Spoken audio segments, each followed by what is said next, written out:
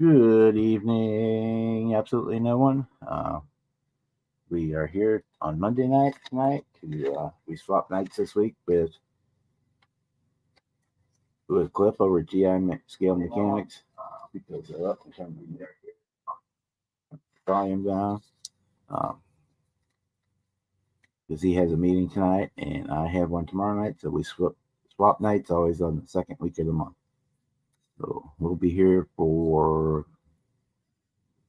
probably 3, maybe 4 hours, something like that. However it goes, we just see how things progress through the night and go from there. Uh, I appreciate it, Michael. It's nice knowing that somebody's out there. I'm always talking at least one way conversation or semi one way with somebody when I'm on there when I get here. Like I said, I'm a terrible conversationist with myself. So when we get a few more people come in, I finished the Saturday Night Lights short track group build. The GTO is finished. The video will go up on it later this week. In fact, the thumbnail when you came in was a picture of it, and I'll show it when a few more people get here. So I don't have to do it one time. I already got it in the case. I can get it back out. Tonight we are going to continue working on, and even though the post office said my wheels were supposed for the Jaguar were supposed to be here today, they weren't, of course. So we're going to continue working on my First Street car here, which is the for the Street Machine group build for Blue Ox models, and we're going to work on that some. We're going to put the wheels. I want to get those painted tonight.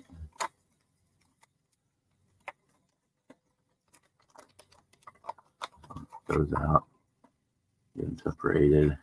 I'm going to sand down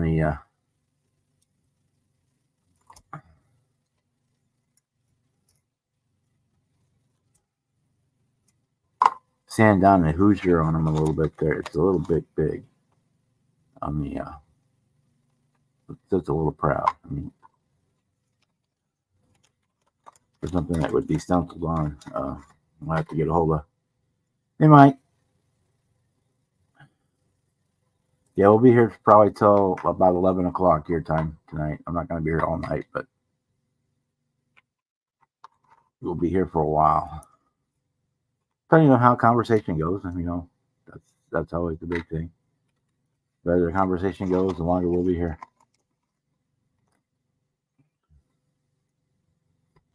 We'll get our wheels and tires painted tonight for sure. In fact, we're going to do that. Set that up probably off first. Find my little Bluetooth stick I got hidden under here. There's my little Bluetooth stick.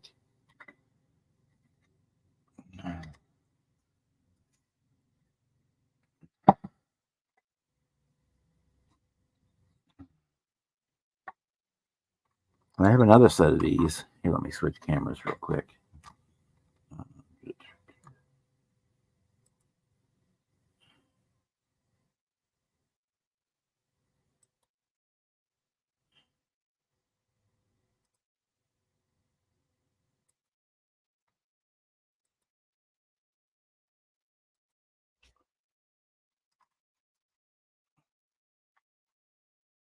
I have two sets of these.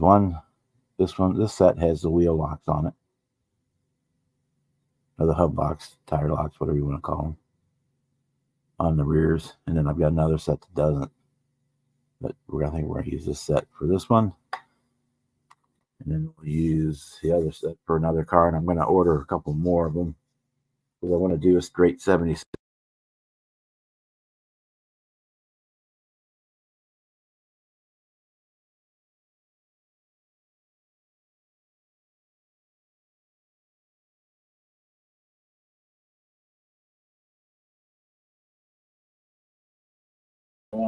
I don't know why we just lost connection there, but we did. I lost my USB hub. Oh man, it's gonna be a bad night.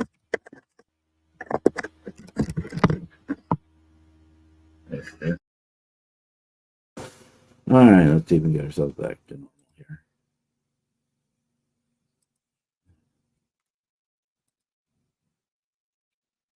Bear with me for 1 second. Here we go. There's the microphone set back properly. Get back to on the right camera. There we go.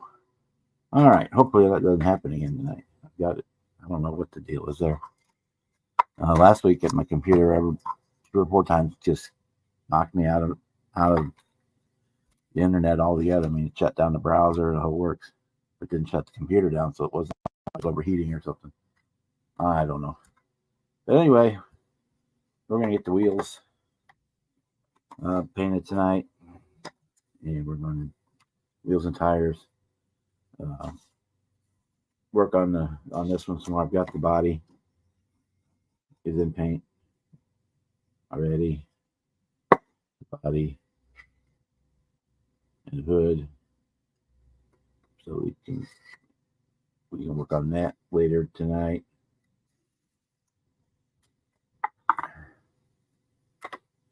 But I want to primarily focus on the chassis and getting start on the engine and whatnot for that.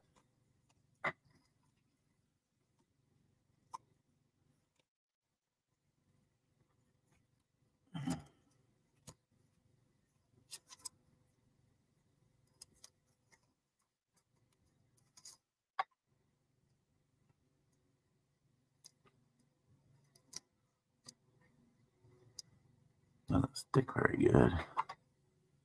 It should stick well enough though.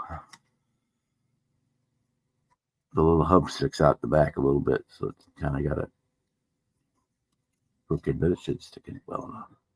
It'll stick good enough. It'll work. If not, we can sand it down a little bit. That's not an issue.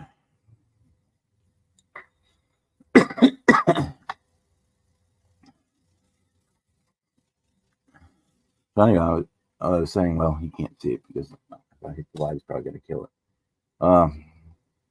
The Hoosier logos on here are sit a little bit proud, so I'm going to sand them a little bit back so they don't stick up. I'm going to have to trying to get a hold of Don if he comes in tonight to see if he can give me. He's printed stencils for, I think for 3 or 4 different brands. I think I'll have to check for sure. I know he's done it with 1 or 2, so that you could spray the lettering on, so you don't have to have it raised like that. It's easy to paint that way because it sticks out nice and proud, but on the real drag slick like that, it would just be put a stencil up with paint and be done with. So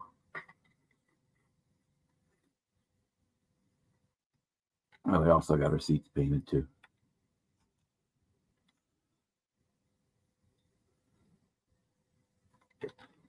Yep. Okay.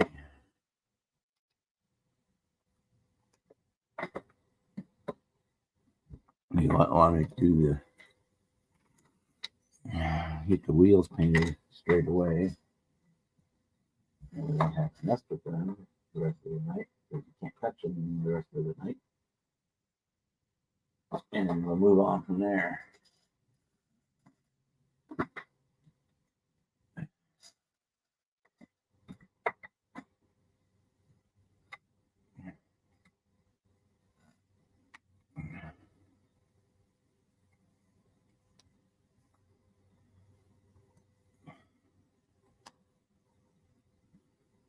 Let's see if I can get the cap off my airbrush anyway.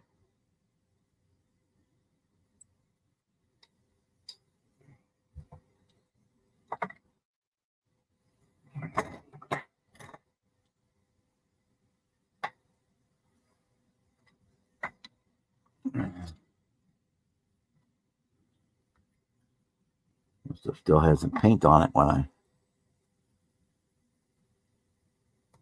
last time. Oh, come on. There it goes.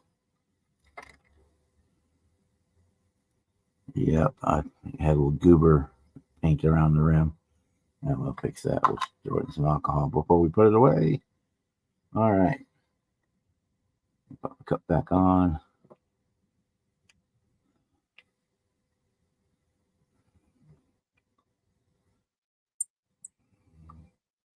I have really good airbrushes, but I like to use for general purpose. I just use the Harbor Freight ones, or this one. I think I got off of Amazon for like $30 or $40. It does a real good job. It's got the different cup sizes you can get for it. It's got the map valve on it. I have a second map valve here, so I can adjust. And of course, I got my one water trap here, and there's another water trap on the compressor, just to make sure, because it gets really humid here in the summertime, to make sure that all that water is collected. All right.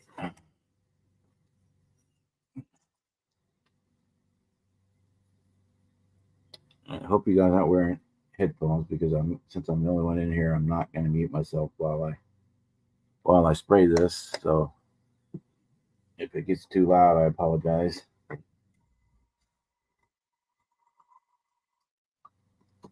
Set this out here. I'll get paper towel first, so I don't paint my entire workspace. Yeah, that would be a good idea. But I have never done it before.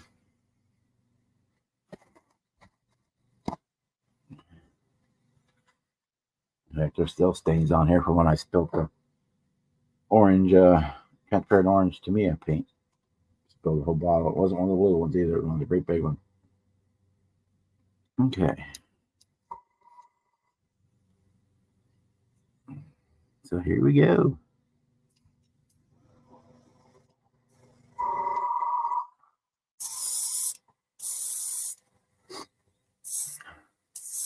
If you want them super chromy, you should paint them black first.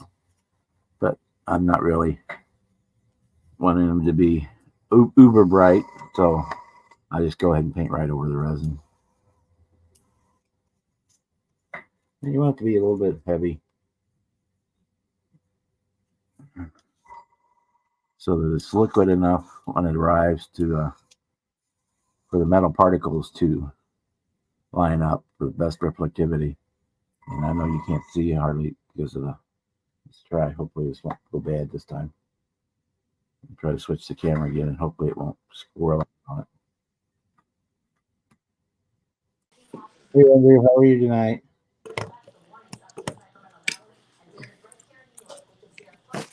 Hey. How are you? Good. How are you? I'm doing just fine today. The weekend's over. I'm happy. You got your wheels? Not yet. They'll probably be here tomorrow.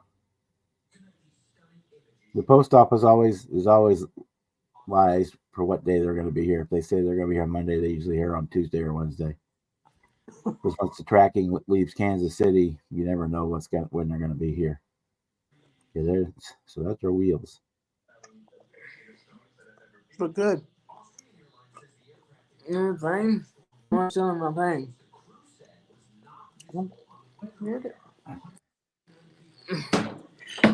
Walk around, bud. Walk around. Walk. So what you working on tonight, Andrew? I'm gonna finish my plane. You finish your plane? Cool. Tell me how to paint. I'm still painting with decals on. Awesome.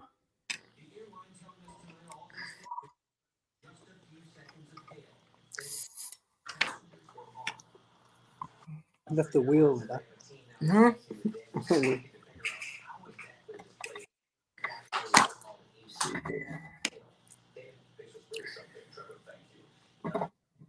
seems to be chromed out right now. Well, I got it in the airbrush.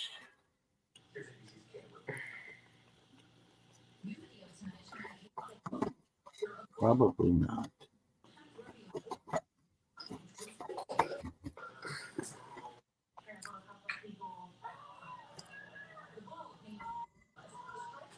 Yep, I don't think so. All right.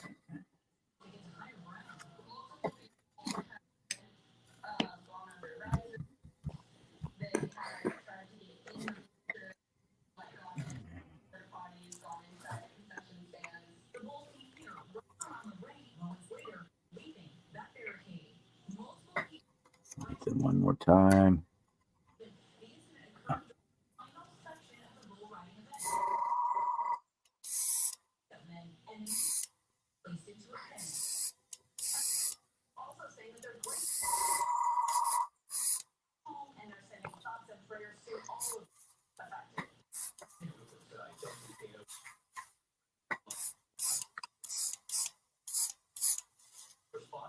Okay. Now set those aside. Don't touch them the rest of the day. We'll give them about 2 days for that stuff to harden. Change my camera back.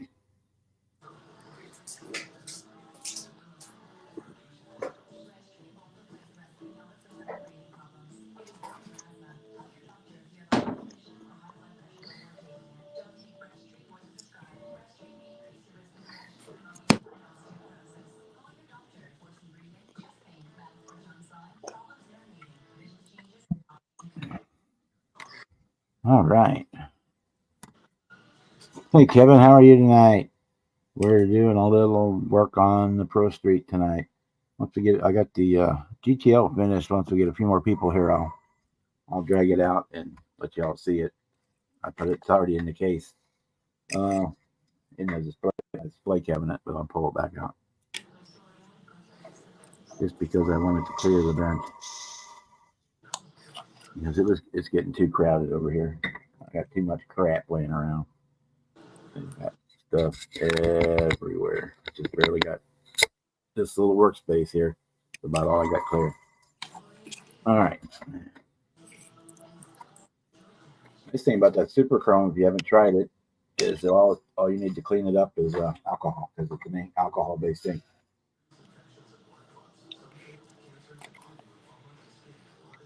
So just I throw a little 91% in there. What are you doing? You're Swirl around my brush cleaning stick. It'll float on top. The metallic particles will all float to the top. And I'll dump those out. You just paint. I'll put some more in. Just listen to it for a little bit. Do a little bit of black back blush to get any of them out of the tube.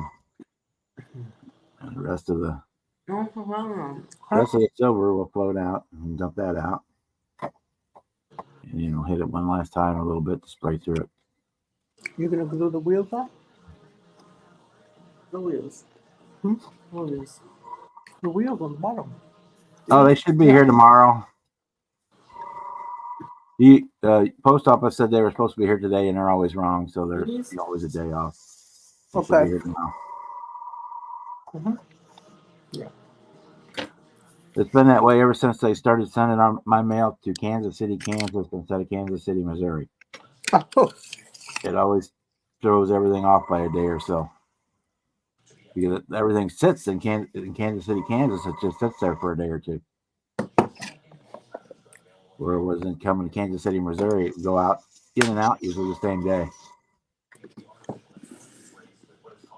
I don't know. Who knows why the things they do, but yeah, they should be here tomorrow.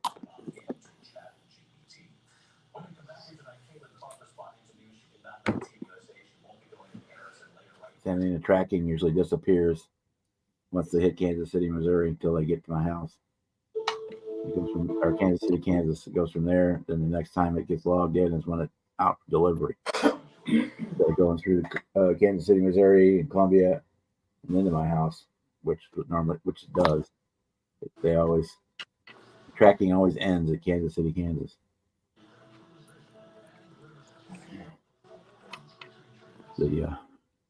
And Bruce sent me a hood scoop. It went back and forth between Kansas City, Missouri, and Kansas City, Kansas for about a week, and then they sent it back to him. And they scratched out when I got back to his post office in Kentucky, Indiana. They sent it back to me, but cleared off the tracking number, and it came here in like a day and a half. After spending 2 weeks bouncing around.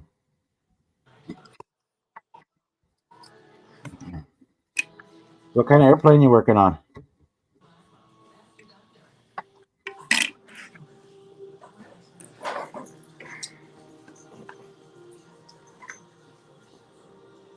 It's a awesome. B-26. The big bomber. Cool. It's the one they had at Aldi's. Awesome. Yeah, I like those Atlantis repops. I mean, it's very nostalgic for me. An old part that built them when they were around the first time. And they give you nice new decal sets, which you wouldn't get if you bought the old kit. And they clean up the tooling a little bit, so it's always nice. I like those kits, and they're not expensive, especially if you get them at Ollie's. They just built an Ollie's not too far from me. I'm going to try and go there next time. It's about 80 miles away from me, but that's as close as one is. But they're just now starting to put them in Missouri. So I'm going to get to go to one in person probably sometime this week or next week.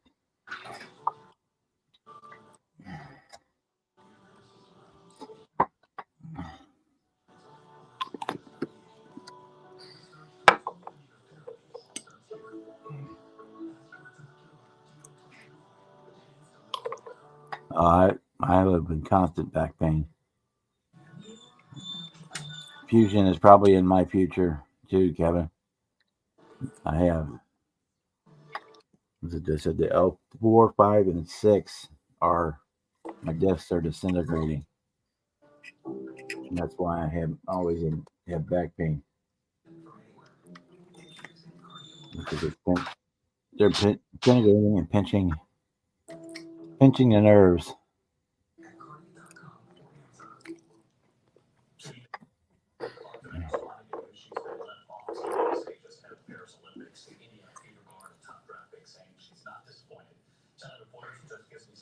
Yeah, I paint my tires so it's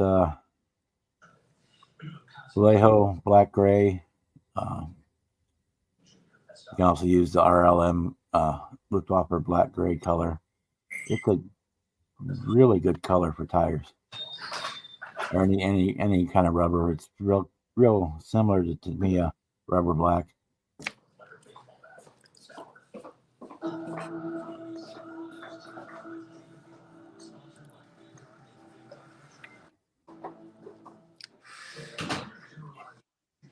And I just sent it down and brush paint it rather than throw it in the airbrush for just doing a couple tires.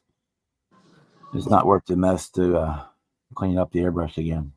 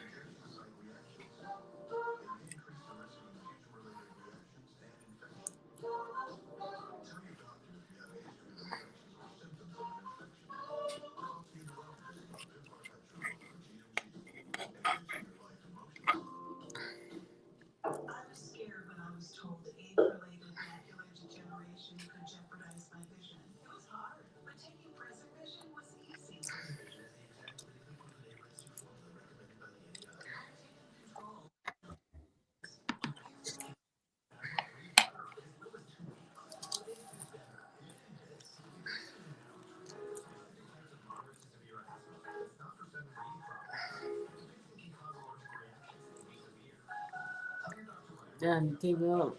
Okay. TV up for Friday night. Yeah, I was just waiting for this.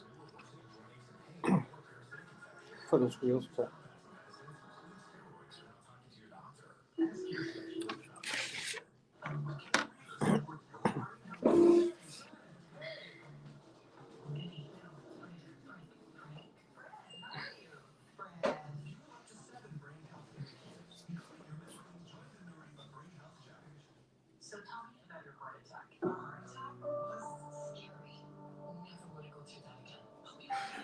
There's 3.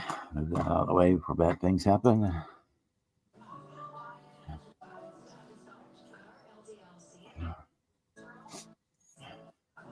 Kevin Smith said hello to Andrew and Lewis.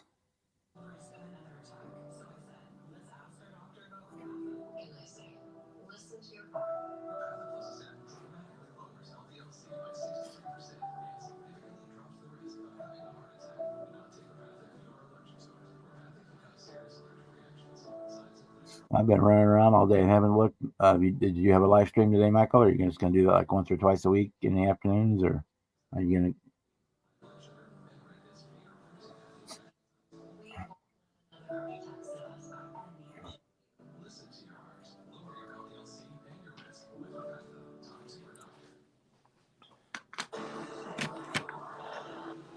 I literally just walked into the door like 20 minutes before we started tonight. I haven't been on TV or YouTube all day long. I just walked right in the door and basically set up the live stream and ate a sandwich, and here we are. Kevin said hello to you and Andrew Lewis. hey, hello. He added a pew pew to the end.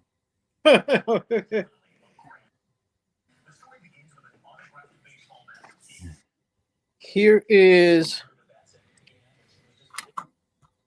the interior of the Boss 302 Mustang. Cool. And there's the Boss 302. Just about wrapped up. There's the body. Cool. Monster. Awesome.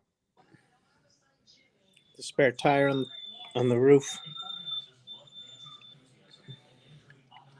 This whole interior is 3D printed. Roll cage is 3D printed. The wheels are 3D printed. Holy Jesus, so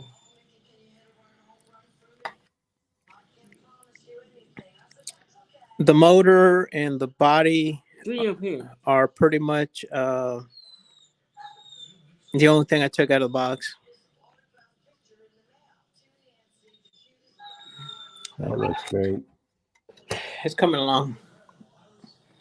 Now I just got to tape up Andrew's Plane. plane so he can. Is he in the kennel? Yeah, find it down. He's just whining. Yeah. I'll tape up the canopy. Yeah. Yeah, That's- just tape. That's my favorite part. Here's mine. It's kind of a Zen thing, unlike bare metal foil. You can use bare metal foil to do that. The tail on plane. You can put it on, burnish it down, and then trim it out and just pull up the framework and leave the windows covered. But it's a more expensive way to do it because bare metal foil is more expensive. But on a real complex canopy, sometimes that's easier to do than try to cut all the little individual pieces of tape. Yeah, You thought you didn't give me a kennel. I usually just brush paint them. Hey, Donnie, I hope your CT does come back. All your labs came back normal. That's great. First time in a year and a half. I hope your CT comes that good. You'll be a happy camper. Yeah. I'm probably feeling they're going to hit me up with a CT scan again here on my kidneys here shortly when I go to the nephrologist next month. Besides drawing 8 gallons of blood out of me and 4 gallons of urine and sticking cameras in places that cameras should never go.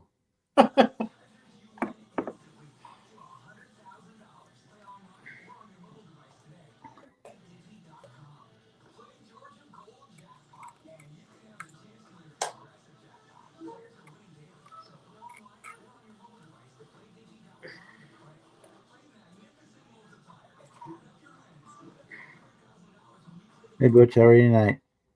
Yeah, that seems to be, the longer it takes them to tell you anything, it's usually the better. When they hit you up right away, it's like it's urgent type thing. It's bad. But if it takes them 3 or 4 days to get around to calling you and say, "Oh, it's all fine," even though you're worrying about it, that usually seems to be a sign of good news. That's enough, buddy.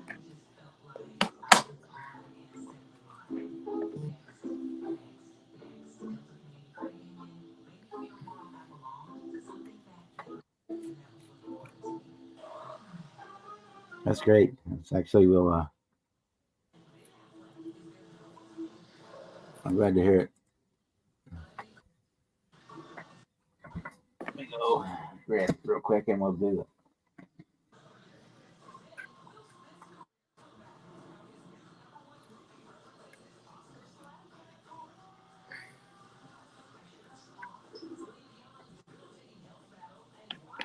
Look at our Bad Boys movie. Bad Boys movie. I saw Bad Boys movie on there.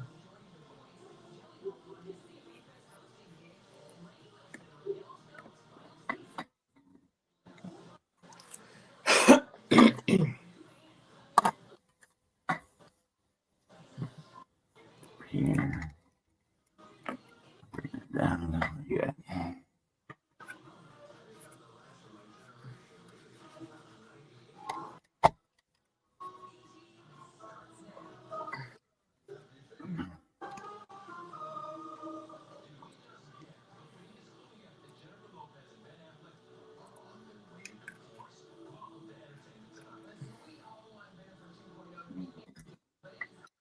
So we got our Saturday Night Lights short track group build card done. I know the light is blowing it way out, but let me try and turn it off.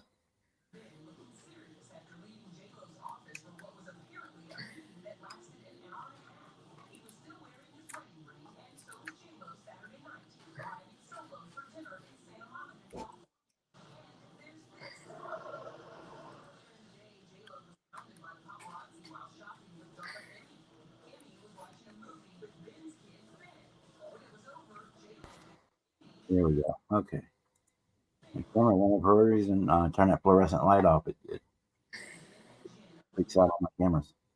Anyway, get it here in the frame up better. So, our MPC GTO. Let me get it, blow it up big. Blow it up big so everybody can see it.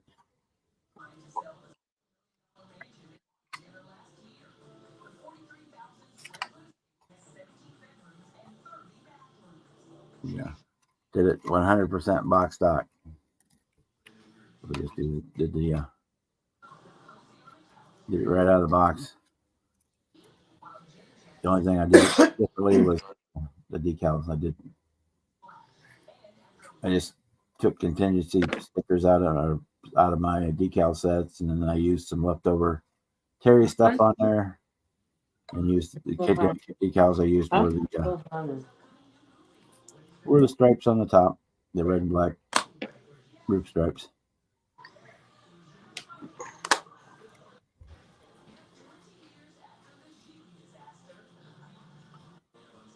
So it just did it straight up box stock, so there's nothing going on underneath here really either.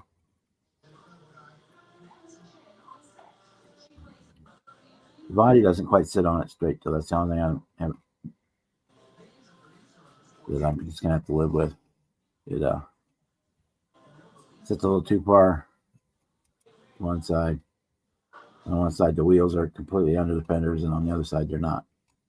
It's probably just I need to trim down the inside of trim down the roll cage, and I can move it over. On this side, trim the roll cage down and get it to move over. But I may mess with it, I may not.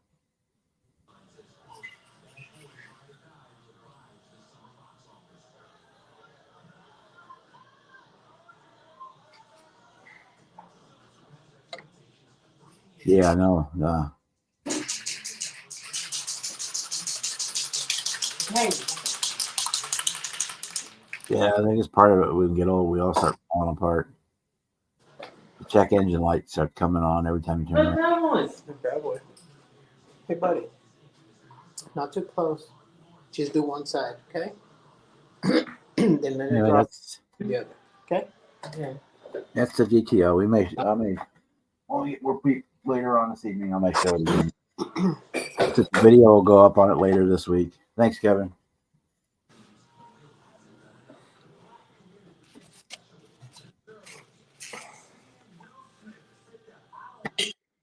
And we're gonna work on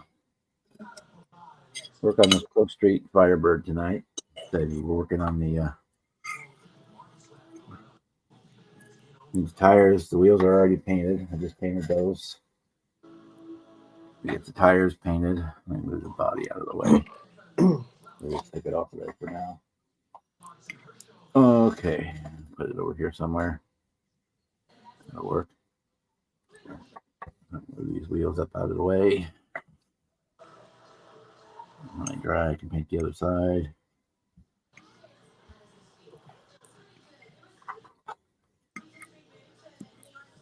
I think they're probably dry now, but we'll give them a couple more minutes. Switch my camera back overhead.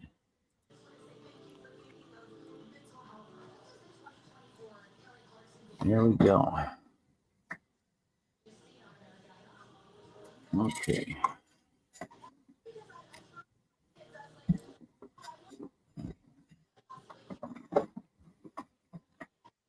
Let's see.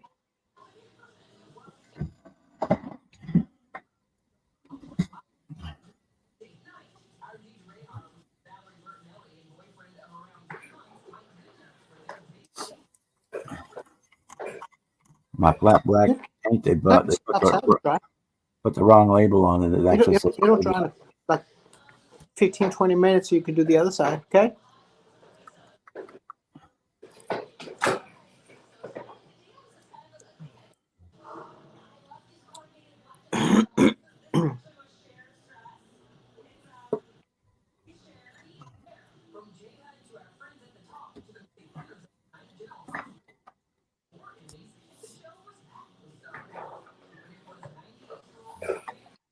Take your gloves off so you don't get paint all over.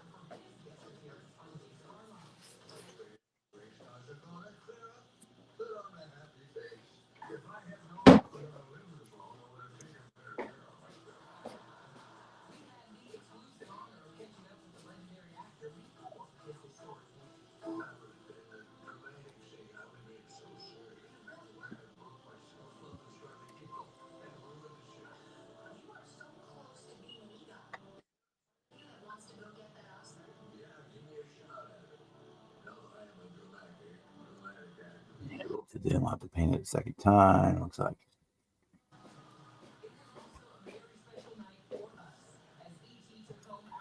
Drop in there.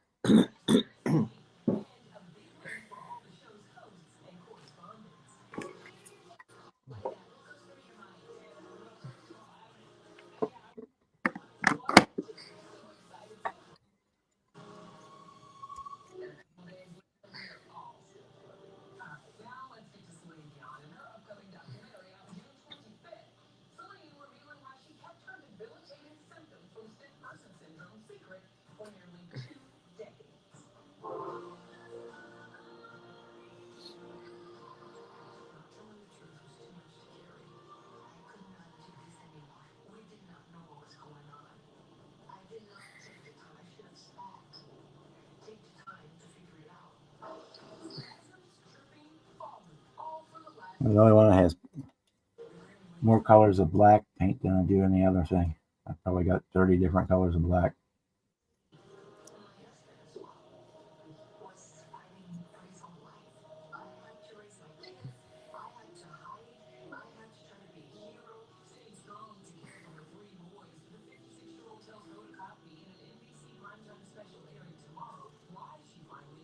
Probably mainly because of the SR71. When I had to paint that, you need so many different. You just paint it all black. It's just a lump of plastic. So you got to put all kinds of different shades, metallic Hmm? on it to If you take your meds and bring out the you'll details. be able to paint that before you go upstairs, and then just let it dry overnight. And tomorrow I'll get you some paint. Let's get with my uncle. Like green. Huh? Like green. You want to paint it green? Hmm? Sure. Hmm? Or the brown. Huh? Or brown. No, it can't be brown. It could be olive drab or Or gray. those actually used to be silver. See, like this one. Hmm? Yeah, it could be either way. It could be So they used to do silver. olive drab, or it could be silver. And I'm trying to think. Some of those were actually assigned as pilot ships, so they were like the pathfinders. Yeah. And those, I always painted them really funky colors, like white with pink polka dots or something like that, so that so it was instantly recognized as the lead ship. Everybody knew when you took off that was the plane you followed. Yeah. The box art on it is silver with a black nose. The black nose underneath the pilot, right in front of the pilot. Yeah, that's the anti-glare, Mm-hmm. because the aluminum would reflect a lot of sunlight. So I painted black right there so it doesn't reflect. Yeah. Oh yeah, off of silver. they'd be blinded the whole mission.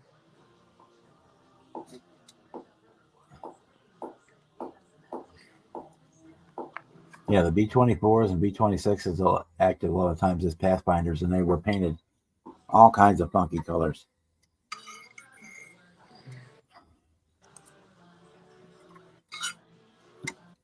Early in the war, they would have been green, but later in the war, they realized that the plane was probably 100, 150 pounds lighter. That was more gas they could carry by not painting them. Oh really? Yeah, because the paint weighed 100 pounds, 200 pounds. Doesn't seem like it, but if you start figuring it, if it takes 50 gallons of paint to paint it, and the paint is like 10 pounds a gallon. Yeah. Well, yeah, makes sense. Water weighs 8 pounds a gallon, so I figure, yeah.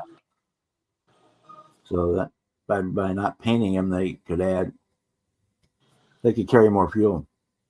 And also by that time, the camouflage was not, or brown olive drab was not hiding them from anything, because they're pretty much in the middle of the blue. Said they weren't worried about having to hide the planes when they're on the ground. A, the Germans knew where they were at, and B, they couldn't hardly get to them anymore. No.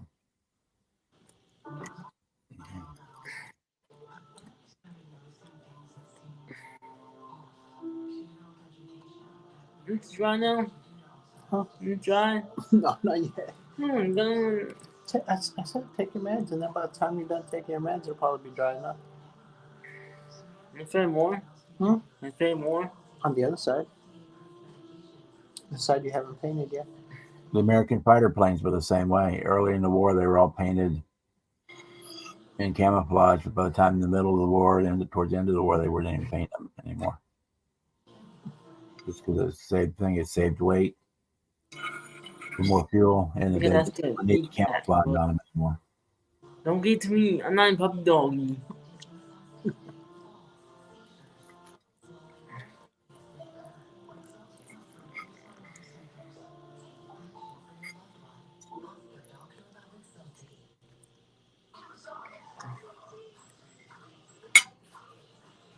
And then by the end of the war, they're probably tired of painting stuff. No, it's that they just didn't. There wasn't no need for it. It's the same thing even for the Navy with the Corsairs and stuff. They went from a 3-colored paint job to just painting the whole thing all dark sea blue, because they didn't need to break up the silhouette or anything anymore, because they were completely on the offensive. Stop, buddy. And it was easier. Paint the whole thing one color than to paint it 3 or 4 colors. the Navy planes, they painted them because of exposure to the salt air all the time. They had to, the salt air would eat the aluminum body panels up in no time. So they had to keep them painted. Everything on the outside was painted, and everything on the inside was coated with the zinc chromate.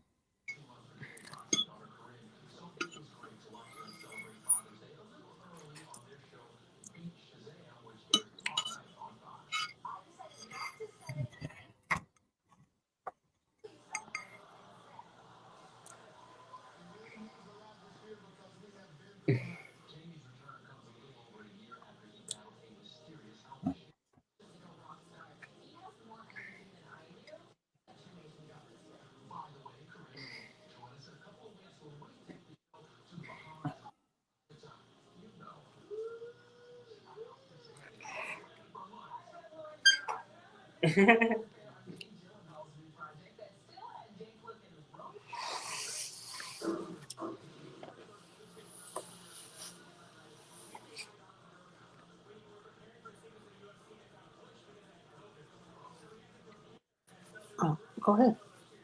Huh? Go ahead. Go ahead. Huh? And I like to do. I don't know if everybody Take else the does other side. the same thing. I Once you like get to to the other build side, then you can just. roll cage outside of the car. I build it on the chassis, but not glue it down. That way you can just let it dry overnight. Okay. Okay. You take your meds and go relax.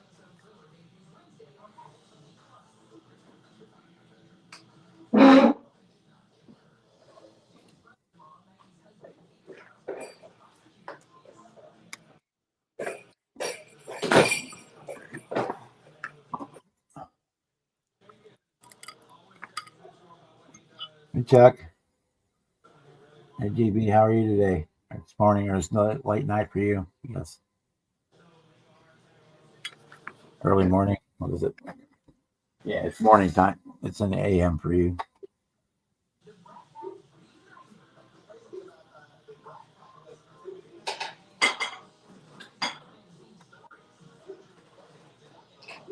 Hey, Serge, how are you tonight? Sorry, I'm not watching the chat as well as I should be.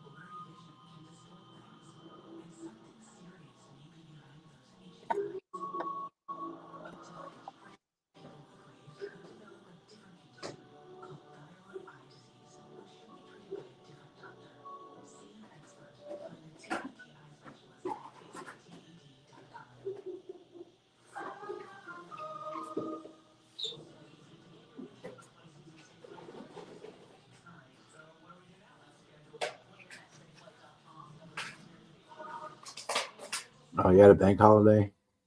Oh, it's actually it was Sunday. So you probably had a bank holiday too. Well, yeah, Monday was probably bank holiday for King's birthday. Cool.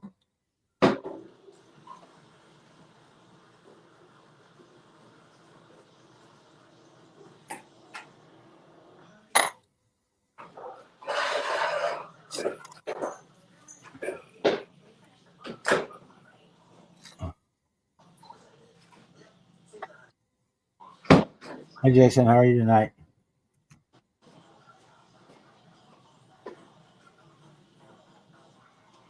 Mm-hmm. Mm-hmm.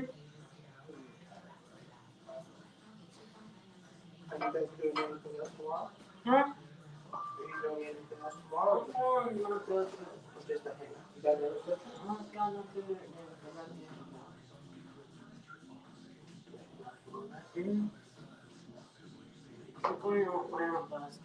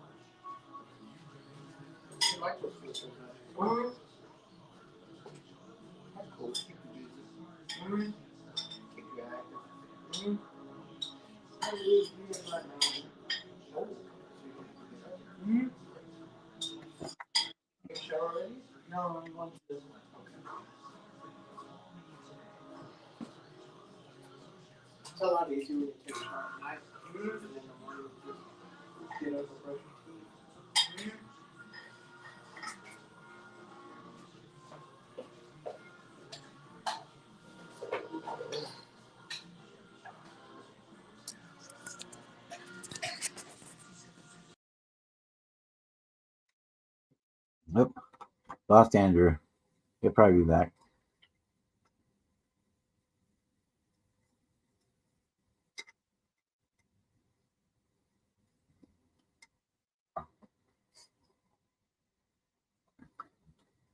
I wish it was cold and windy here today. It was uber hot this weekend. It's cooling off a little bit now, but it rained today. It was cloudy this morning.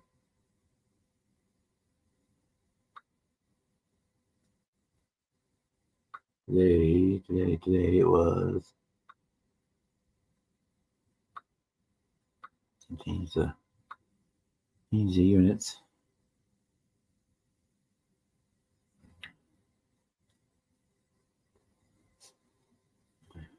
Today it was 26 here. Partly cloudy. Low tonight will get down to 12. It'll be 28 tomorrow. 32 on Wednesday. 34 on Thursday. Yeah, it's going to be a hot week.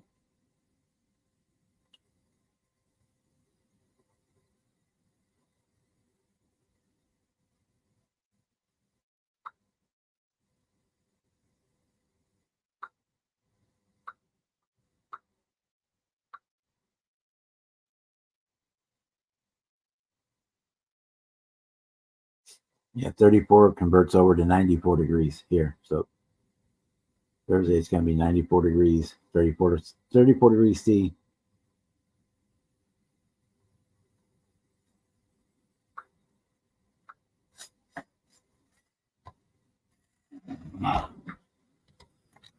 So I'm going to do any running and shopping I have to do tomorrow, and I'm staying in the house the rest of the week. You ain't going to see my ass outside. No.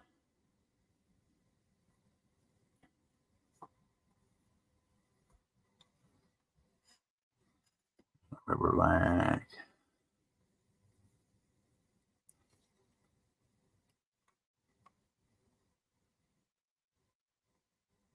Well, at least for you, it's winter now.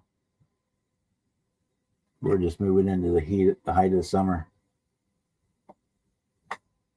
And again, they're saying that worldwide, this is the hottest so far. It's the hottest year on record.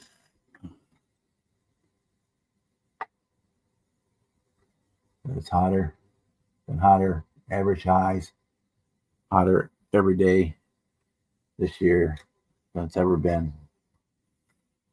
Worldwide recorded. So it's not, maybe where you're at, it's not that day, it may not be, but overall worldwide average temperatures are higher than they've ever been.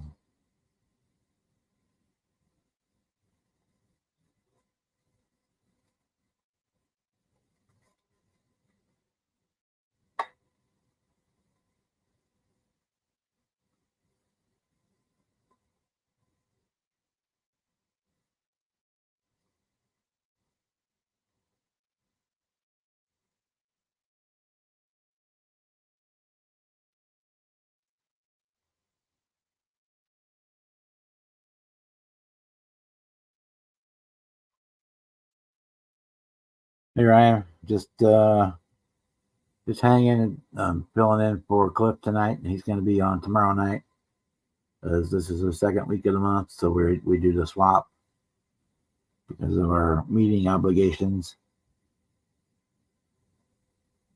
So other than that, I'm just I'll pull it out here again in a minute. Finished the GTO last night. The video goes up on it, I think, tomorrow. It's in the can. Hey, Don.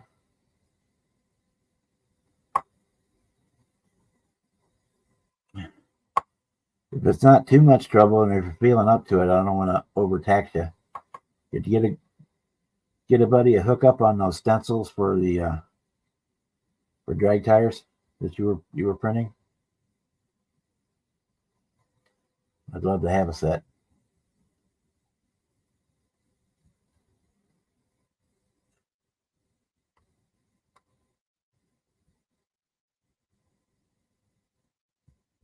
We got plenty of room. Anybody wants to come in? It's just me right now again.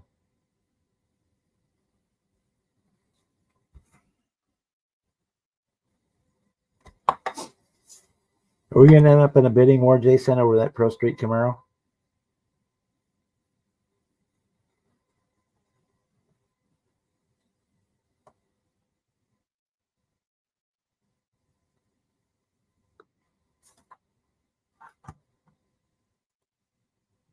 Hey, Ryan. Howdy O's. All right. Working on the Pro Street Firebird tonight. So I got the GTO is done. Yeah, I seen that when I come The in. wheels, the See wheels the for roll cage on one side, the chassis on another, and I was looking at the body. I'm like, what is that? Oh yeah, that's right. He's working the Camaro. Yeah. I don't know if I'm the only one that does this, but I like to build the roll cage separate. I mean, I'll build it on the body so it's straight, but I like to keep it separate so I can work. Do So all I've the got details inside and out of the cage. Yep. and then pop it in. And this one, once it goes, I don't even have to glue it. When this one goes in, it'll be in. It ain't Yep. going. It locks Yep. into the steering wheel, dashboard around the steering wheel, and then down the side. So I'm looking at that's on this one especially. I'm not gonna glue All it. I remember is back in the day on Scale Auto Enthusiast magazine, they were talking about building NASCAR and how you use the chassis as the jig for building the roll cage, but keep it separate from the chassis. And then you can do the seat and the steering and all the inside stuff and whatnot, and then put the cage on. I've been doing it that way ever since then, no matter what car I build. It just seems a logical way to do it. Yeah. I mean, you can't do it on a real car that way, but you know. But I mean, the way the instructions go, they have you glue on one side, and then you start putting everything in, and then as you work your way across to the other side of the chassis, you're adding parts. Yeah, I always take the two left and right side and the back wall, and then the front top cross member, the hoop bar. Yeah. And then once you got the squared setup in there, everything else is just add-ins, Hey, Papa, how are you tonight? We got Marcy dropped in apparently. I didn't see that, but welcome, Marcy. Oh yeah. Yep, there's Marcy. Yeah, I know the drill. Then as soon as dinner's done. We had Andrew in here for a while. He's working on a B-26 bomber. Nice.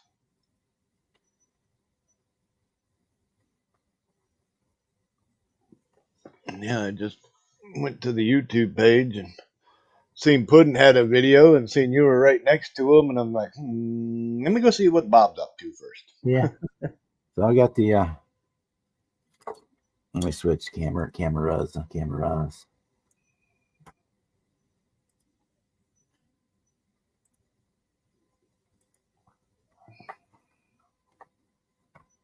So we got the body painted last night.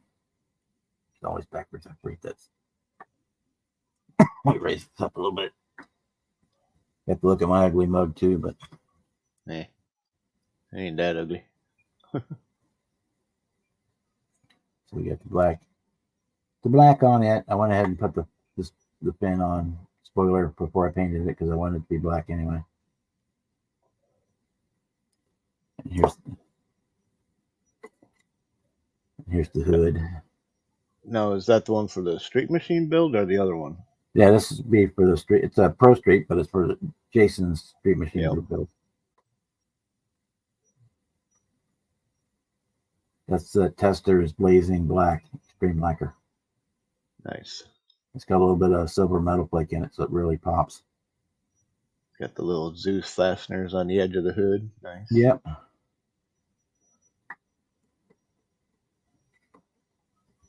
Cool.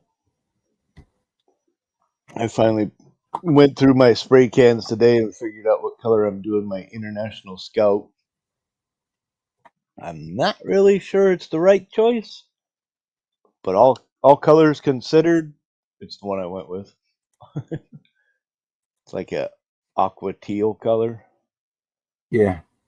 That sounds The cool. white with the white decal. And when I was looking up all the pictures, there's a lot of red and orange and some blues, and I thought that the turquoise softer blue looked good, and then there's like a Ford Grabber blue kind of thing. And I have a darker turquoise, but it's satin. So I was like, yeah, no, that's not gonna work. So I went with the slightly lighter color, more bright teal color. That was the one Yeah. thing I was always a fan of, like the tri-fives and stuff, with a lot of those pastel colors, but bright, but pastel. Yeah. That's kind of the reason I did that 55 and that yellow and white. I just Yeah, one of my favorite tri-fives I built was it wasn't apple green, but it was real soft. And then I added a little bit of dark green on the interior with it, and it turned out really nice. so that was a question they had on Papa's modeler's bench or whatever he's calling it. I don't even know. Was about colors. How do you pick your body color and your interior color for your cars? So I go by just whatever color floats my boat. Right. Inside, and then I do a complementary color for the inside. But Yeah, I start with process of elimination. The last 2 or 3 cars I've built have been what color? Those I ain't doing again. You know, like I built a red station wagon and a yellow truck and a purple Corvette. So those 3 are off the table. I'm not doing red, yellow, or purple. You know, and then I look at my collection, and it also depends on what I'm building too. yeah, You know, it does. It depends on what I built lately. So I built 4 yellow cars technically this yeah, year. yeah, Because I did all for the Terry stuff. Yep. well, 3 of them, yeah. And then the other one was the Lucas C GTO with a impossible kit build thing that he had. And of course, then I had this one that we just did. The GTO, yeah, the new one, or the dirt tracker. Yeah. So I'm probably over yellow for a while. And then also the kind of strangely enough, the color that I've got in my mind that I want to paint will also dictate what I build next too. Right. Yeah, and then as far as interior, it really depends on, do I want to focus more on the interior and then find a body color, or do I want to find an interior that goes with the body color? Like with this aqua teal, it's got a white decal. Do I want to do a white top and a light colored interior? Or do I want to do a black top, black interior with the white stripe? Yeah. I mean, You know? instead of the interior, I usually do depending on what the color of the car ends up being. Yeah. If I was doing a black Firebird, I would normally do the tan interior because that's what they were about 50-50 on the black ones if you go prototype between the tan and the black interior. Right. And then like all the blue ones, they all had black interiors. But Yeah, then and if I want to show for a show, you're going to lean towards the lighter color because you can see more inside. Yep. Yeah, and if I was building 86 Monte Carlo, 87 Grand National, gray would be the ultimate choice to start with. You know, just a primer gray. Yeah. But depending on what color the car is, I would usually have a two-tone insert or piping, or, you know, because just a simple two-toning gray, you know, between vinyl and material, yeah, no, that's just a little too plain. But And then even even if I am doing a black interior, I use 3 or 4 different colored blacks in there You know, because I want. yeah, you just got the like same. a metallic-y almost for the carpet, so it has a little bit of sheen or sparkle in it. Because back in the '60s, they had the tinsel in the carpet. Yeah, You know, and that's another thing. You know, am I building a '50s, a '60s, a '70s, or an '80s car? Because 9 out of 10 times, I'm probably not building a '90 or newer car, even though I have a few. You know, but so if I'm doing the '60s, yeah, I like that big boat, land, yacht, luxury type of thing. So I'm probably gonna deck out the interior. Probably do more of a leather than a vinyl look to it, and you get into the late '70s, early '80s, and it's more pleather, you know, yeah, or the velour. velour. Yep. So there you want a satin, soft, flat color, or do it whatever color and then dull coat it, whichever works. Yeah, and then you got Little pastels plastics, on it to give it a little softness to it. and the plastics are not going to be exactly the same color as the vinyl or leather seats. And Right, right. Yeah, there's usually 3 or 4 different colors in a car. and so like a lot of the '60s cars, that the headliner and the carpet were black, no matter what color the interior parts were.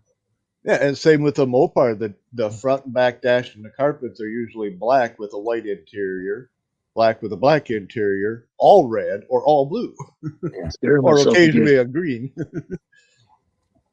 Hey, What's up, Chuck, how are Jack? you tonight? Not much. I was listening to you talk about the old carpet with the sparkles in it, or the tinsel. Yeah, yeah, the Yeah. I old don't know if tinsel. this is picking up on that, but this is Boston powder. It's got metallic in it. Cool. Yep. You Yeah, take and off that the gives top. it that look. Yep. So how would you answer that question there, Chuck? What do you normally do color wise, For interior, the interior. For and bodies exterior? or for Bodies. interiors. How do you pick your Uh, color? Yeah, that's like, see that sparkly in it. Do you I start with just basically it's if it depends upon what I'm building. If I'm building a show rod or a hot rod, show car type deal, it's going to be whatever boat floats my boats. If I'm building something that's fairly stock, I'm going to try to choose a color that looks close to what the factory colors were and match it up with the interior color that would be right for that car. right? Yeah, say you're doing a '62 bubble top Impala, right? Okay. The top of the doors are metal and the rest is fabric or material. Yep. The seats and the carpet don't actually match because it's different materials. Right. And then you got the metal dash with the dash pad on it. Well, Right. some of them had a dash pad, I guess, not all of it, but and then Dash pads, they really weren't until about the later 70s. yeah, there was a lot of metal back in the early days. Yeah. Yeah. But right now I'm trying to finish up this Camaro. Cool. Just about done. I gotta remirror the camera there. It's messing me up trying to figure out which way to go with it.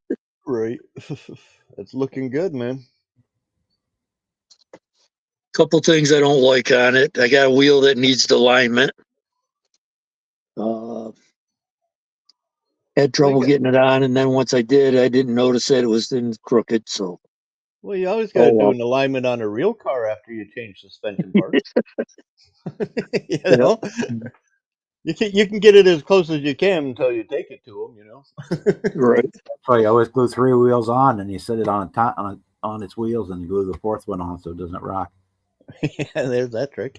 Whether or not the body's straight or chassis work or not, then at least it doesn't rock. Yeah, this is more of a camber issue. Yeah. I get you. See that one tire there? Yeah. Oops, this side. That one, yeah. Yeah, she's sticking out on the bottom a little bit. Times, yeah.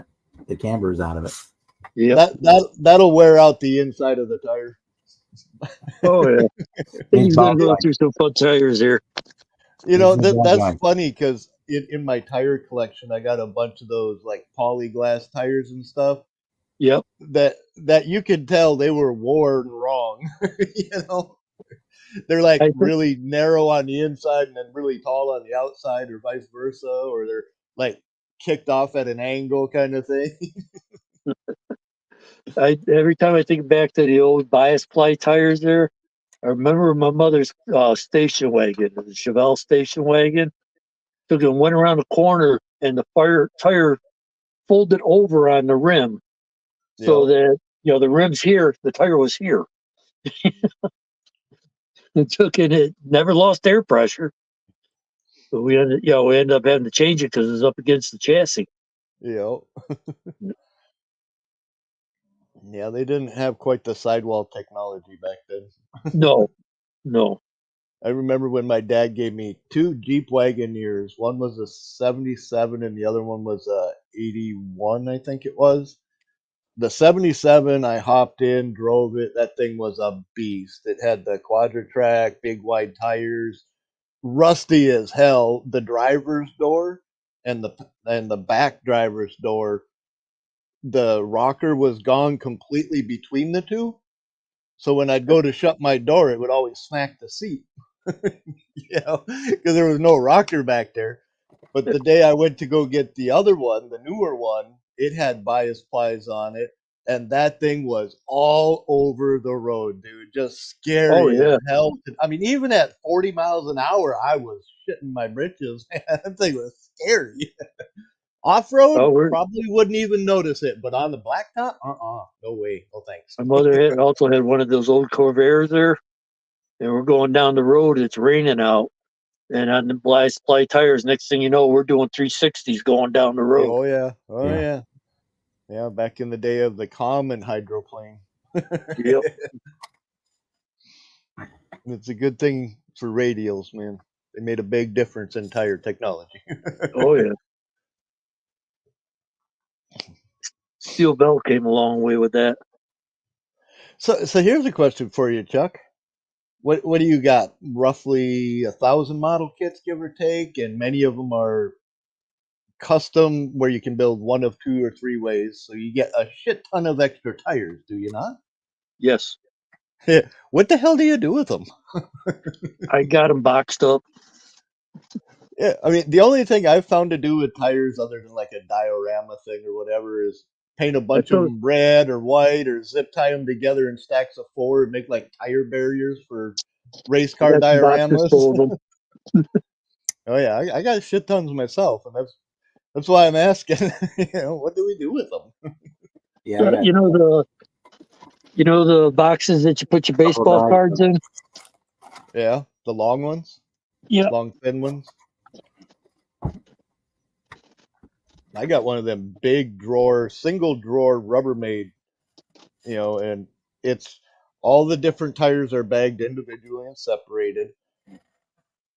And then I got my common tire drawer, my truck tires, my Pro Street tires, and then I got one of them 60 drawer bins with a bunch of the oddball cool tires. Yeah. These ones are sports car tires. This one is NASCAR tires. Yeah, I We probably got about 4 pounds of NASCAR tires. BF Goodrich Radio TA tires. I love them things. And got MPC Goodyear Polyglass GT F6015s. Yeah, those are the Firestone wide ovals. Yep. And I got another 12 boxes up there with different types of tires in them. And Nice. I still got the one of the Mobius kit boxes and one of the shoe boxes full of stuff that's got to be sorted out yet. Here's a question for you. Do you have any of the smaller Desert Dog PCV 4x4 tires? Don't Like have a off whole of, lot of 4x4 tires. because I'm looking for a few more sets of the smaller ones, not like the ones on the Deserter that are the big ones.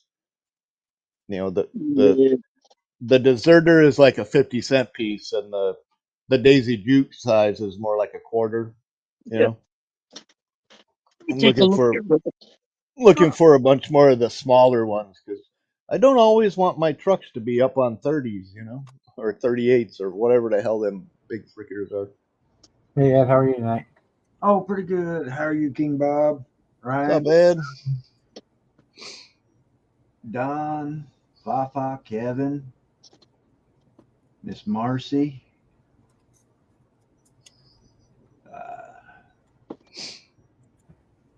Jason, Hey Don, a how little are you bit. tonight?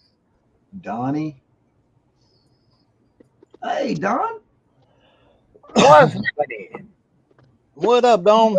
What's going on there, Mr. Ryan, King Bob, Brother Chuck? What's up, Don? We just shooting the shit, hoping it don't splatter.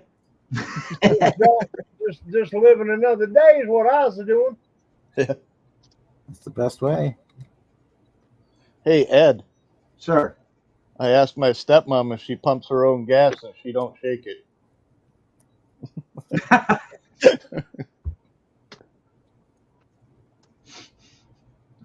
Wow. Had to ask. I mean,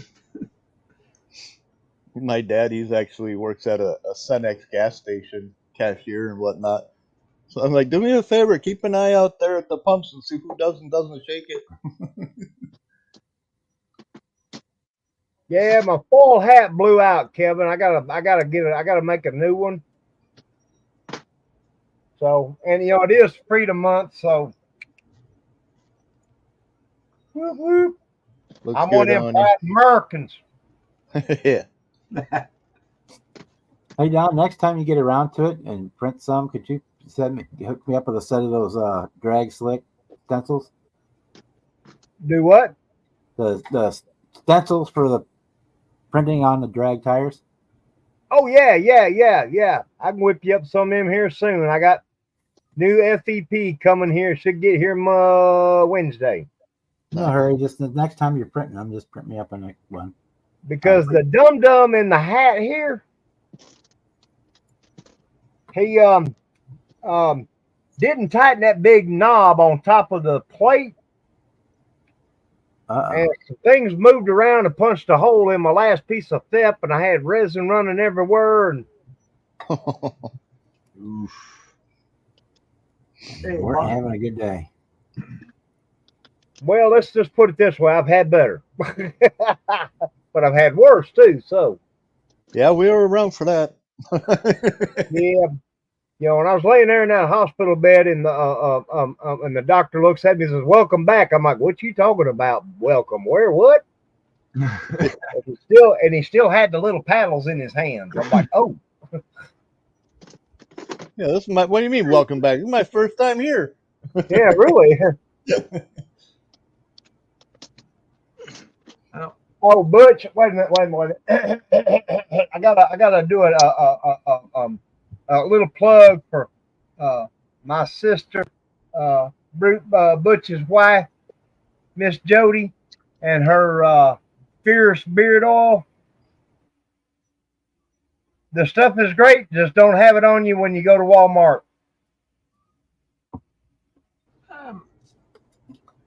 finally got some color on my on the cab to my Oh, I'm sorry, Jeff. Jimmy, I zoned out there for a second. Damn. Hey, There you Jimmy. go. Hey, I thought you were calling me Jimmy. I was like, Hey, look, it's Little Pecker and Big Pecker. What kind are them, Chuck? Those pictures, ain't they? But Goodyear Wrangler radios. Oh, who was asking about the little off-road tires? Me. That would be Ryan. I got a set over here from the 78 F1 F100, the Firestone truck. Piece of No, shit. those ain't the right ones. Okay. Ryan, I'm not interested in the Firestone tires. They're way too skinny for that height. But say otherwise, all I got. These ones here. I mean, a 175 on a 4x4 don't look right. Send me a picture if you got something of that, Ryan. First, I'm sorry, I don't mean to walk on you, Brian. thank you, Kevin. Thank you all for your thoughts and prayers dealing with Saturday. and I got to sit down Sunday and watch your live, Bob. She is buried in her home state of New Hampshire. I just didn't know. You That's were good. here. All right, that's You all were good. there. But I greatly appreciate it. And God, there was something else that was important I was going to ask. My brain is fried right now, so not we that knew kind of that. fried. So Well, don't. we knew that. Peace and love, man. Song's little brother. Yeah. And oh no, I know where Don looks familiar. He's a skinnier version of Tugboat from the WWF. That's where I know Don from. But thank you guys all again. Well, Made me laugh. I just took a big old hop. Let's see if I can do this. Okay, I don't know if you guys can see this. But these are the two different sizes of tires, and I'm looking for the smaller Desert Dogs. Give me Oh, okay. These are the ones off of the Deserter. They're the exact identical tread pattern and everything, but you can see the size difference. Damn, I didn't realize there was that big a difference. Wow. Yeah, this is about a quarter. This is about a 50-cent piece, basically. Yeah, them ones on the right there. That's what you want. Them. I like this myself. Yeah. The smaller stock style 4x4, whereas this is obviously a lifted truck kind of thing. Yeah. So anybody who's got these are what I'm looking for. when you get it, I'll see. I don't know if I have 4 of them, but Yeah, I got like 3 sets of the bigger ones. You know, brand new sets, so they don't really do a whole lot. I mean, I'll use them eventually, inevitably, but I just like a smaller type of tire. You know, like the Chevy plow truck has the Goodyear trackers, but they're really hard and they got a really big rim in them. You know, but I like the ride height of the truck, so I don't want to jack it up just to put the Desert Dogs on there. When if I had the smaller ones, I'd put them on instead. Where did them smaller ones come from? You can get them on the Sod Buster. There was a bunch of Jeeps. There's a bunch of AMT kits that actually have them. yeah. I think that new not the new one, the 78 Bronco kit has them too. You can pull me down, Bob.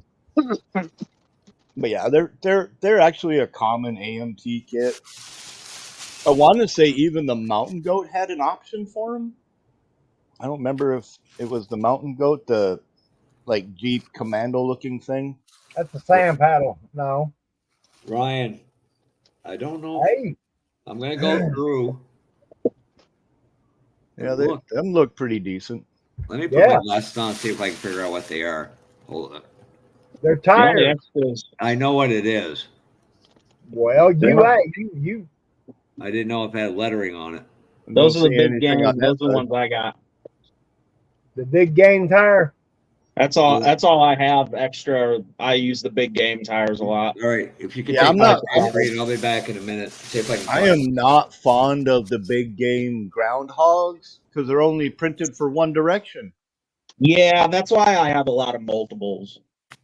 And the frame in that kit is very nice. I like the frame. I've learned to flip them around, but it's still a pain in the ass. Yeah. And That's what the frame and the Chevelle and the frame for the Chevelle and the tires are off of the big game. Yeah. And then the 97 dually rims fit perfectly actually in these damn I tires. don't have the big game, but what if I got up there? Yeah. Now the big game is a 1/24th scale truck, whereas Yeah. the Converter is a 1/25th. Yes. And then there's a 24 scale. Big game. 24 scale tire, ain't but one scale inch bigger. Oh Yeah, no, see- you don't want these ugly ass looking things. Yeah, those are the Goodyear trackers. They're really hard, and they take a bigger monogram style rim in them. Yeah. You know, like a 16-inch rim, whereas you can't put a 15 in there; it'll just slide right through it. Yeah, so I don't have the big game, but I got this truck. Yeah, I have that one as well, unbuilt, and that's what I mean. That's an ugly tire. I like the ride height, but I'd like to get rid of the tire and rim combo on it and put like the little Desert Dogs on there. You know, they're a little more of what you would actually see on the truck. Right, right. I need to And throw this Ed- thing in the strip tank. Ed, just so you know, your camera's froze. Hey Ryan, would the ones out of the Mobius kit work Oh, for you? digging the mark. He's got an Yeah. open mouth look at him. Honestly, Jeff, I do not know. I've never Looks seen good, or Jimmy. had a Mobius kit. I was Way to trying go, to figure there, out Danny. Okay. the rim and tires on it, and I was going to do the Baby Moons with the color match Steely, but I had these Pegasus wheels that I might, but the Yeah. tire's too small. And turns out those Pegasus rims fit really good in a fat white wall. Hey, That's what's going on the Merc. On that 49 Merc, you got to watch what you do with them because the chrome moons only fit a certain tire. They don't fit both sets of wheels. I'm using, this is these are the tires out of the 60. No, I'm talking F100 kit. the one with the baby moons or the moon rims on it. Yeah, no, Full I was moon. going to use the Baby Moons also out of 60 F100, but I decided not to. Oh, okay. I thought they were the ones out of the 49 Merc kit there. That's going to be the interior. Yep. Kind of a Hey, Ryan. brighter turquoise than the car. What's up, Chuck? The tires that I showed you that you asked me about. Yeah. They're the tires that come in the Revell kits. Gotcha. Then yeah, okay. those are probably the trackers. Yep. Yep. Same kit. Yep. Same tire type. I got a few of them, but like I said, they just got too big of a rim, and they're flat and plain. And the newer releases of them, you try to sand them, and they just Yeah, Goodyear trackers. they just get burrs instead of like taking a scuff to them. And I don't know, they screwed up their tire cut mixture, let's say. You know. Yeah, and I got Firestone all terrains. That's Yeah, those are the AMT style Firestones. yeah. You can find them on the GMC Jimmy, the Firestone truck, etc. And yeah, to me, they're just, I don't know. I don't really like the narrowness with the little sidewall piece on the edges. I got two of the bigger desert dogs. You know, I need to email Jess. Got to do that today. Well, I know the new Sodbuster Chevy truck that came out, the yellow one from MPC. Yeah, I haven't got that one yet. That one has those smaller desert dog style. Yes, I'm wanting that truck myself. Yeah, I was hoping like hell our fucking Walmart would finally get a stack of models and it'd be there. But Yeah. nope. In fact, there was like 3 kits that I seen in everybody's getting them at Walmart, not mine. And I was like, dude, I want that one. I want the El Camino with the camper. And there was another one too. And I was like, those are the only 3 kits I would even care about. I bought a set of aftermarket tires when they came in. It had 3 that were the same size and one that was bigger. Oh, those are like TSL mud boggers. Yeah, See, that's I a mean, I want way some bigger Sodbuster. tire. Super swampers. Yeah, that's a. But when I Sodbuster, I want, but I'm gonna fat tire it and set it on the ground. So all I that was 4-wheel looking at drive that. stuff. I was looking at the Sodbuster, and then Revell came out with the step side 78. That's already lower, and you don't have to mess with That's like all this stuff here. taking the 4-wheel drive out. There's a huge difference between an MPC and a Revell Chevy truck kit like that. I know, I like the Revell ones better. I mean, the Revell definitely has a nice set of axle and leaf springs, and I can't say the MPC is a better kit by any means because it's technically not. I'm not calling, but either I'm of them just bad I'm kids. just a MPC loyalist. I love my old MPC stuff. Yeah. You know? And I'm not talking shit on either of them. I've just always been more fond of the Revell kits. Ryan, I got these off one of the. I believe they come in one of the Revell or I think it's Yeah, Revell that's the snap tracker. kit. That's the Reveller? tracker. Yeah. Yeah, that's the That's skinny. the same thing in the plow truck. All right, and then I got these ones out of a Ford F-250 kit. Yeah.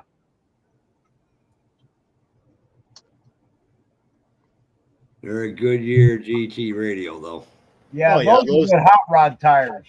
Yeah, those are the options for the back of the heavy Chevy, the Warbird, the Midnight Z. I got shit tons of them. All right. Oh shit, your hat says 64. I thought it said 69. It is a 9. You just read funny. And then with what Don said, he'd take all the 4-wheel drive out of that truck and put fat tires on it and set it down on the ground. Well, the only difference between what Don would do with it and what I would like to do with one of those trucks, I mean, I've already got several that I've built / am building. I'd like to get another one and put the fat tires on it like Don's talking about, and set it down on the ground like Don's talking about, but leave it 4-wheel drive. What size do you want them in, Ryan? The quarter. You The like an smaller all-wheel size. drive grab truck, Ed? Basically. Like, That'd be badass. I mean, for me personally, if I want to go online and buy tires, I would go to 124th or B&L 25th? Resin. I'd go to B&L Resin and order 3 more sets, like the ones that I bought and put on my my Jumpin' Jimmy Blazer. Them tires are freaking awesome. What scale? 124th or 5th? I'm not scale. I don't care. I'm not picky like that. You know, I mean, what's the difference in a millimeter height? You know. All right, Bob, I'm going to give you a percent here. Okay. I'd have to look back at it for a second, Ryan. Although these look more aggressive than I think what you were looking for. Mitch Matchwell parked on himself. B&L, I thought, went out of business. No, you can find them in person. Yeah, those are pretty decent looking. It's a good looking tire. Yeah, it's a 35. That'd probably be more like the Deserter height, really, though. Yeah, that's a 12-inch. On a 17-inch rim, which means it'd have to be a monogram rim. Oh, that's wheels. I want tires. So where'd that little thing go? I think. Right Then you got these type right here. Oh, crap. I like those. The rally rim on the big tire. Yeah, that's a good Chevy rim setup right there. Yeah, I but like that's that. 31s. 31s like is those actually not bad. A 28 to a 31 is a stockish size tire. Yep. You know, I'm all good with that. That's $8 for a set of them. If you need it, let me know. I can send you some money to get them. No, that's all good. But you can put the link in the StreamYard chat, and I'll copy it. I'll bookmark Yep. it. That'll be it. I will give you 2 links to it. Here's the first one. That's to that direct set of tires, and then this is all their truck stuff. I'm sure if I get on there, I'm going to be scooting around all kinds of places in there. But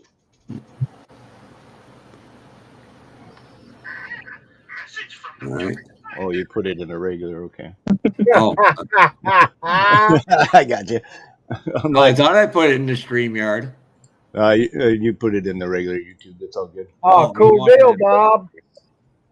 Yep. Oh, hell yeah, man. So did you enjoy them photos, Ryan, today? Yeah, Them Oh, were yeah. literally from two 1977 catalogs. yeah. And there's only a couple of pictures of those cars in there that I don't have, like the Volkswagen bus bogs things. I'm not a Volkswagen guy, and those are stuff I'm not. I mean, if I ever get across them, great. But Terry Just search Thacker. them up. Awesome. hell Yeah, yeah, you need to fix your left rear spring so it doesn't make your car kind of look like the spring it fell out of the spring bucket. Yeah, I'm I kidding, don't have Bob. it. I don't have it attached yet. It's sitting too far. Here, see. That is one of the big It's issues sitting with too that far to kit. one side. I got to trim down the roll cage. Yeah, Yeah. the left rear is one of the left front's usually the big problem with that kit. you got the I need to paint those. straight up box stock.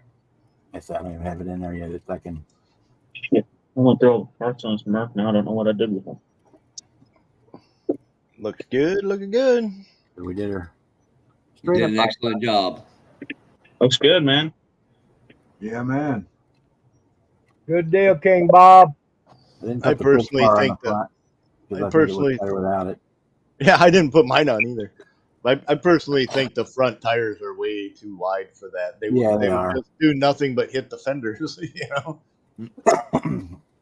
They are. I might look for some thinner ones to put on there, but basically, I just Those are built good it drag up. tires, though.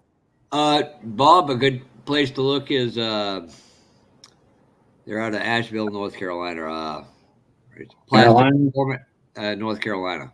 Plastic Performance Products. I'll just dig in my stash and see what I got. If I got anything thinner. But yeah, Yeah, so just just The good about- old MP or AMT Chevy truck rear tires, you know, they're Goodyears. They'd be like half that thick, Yeah.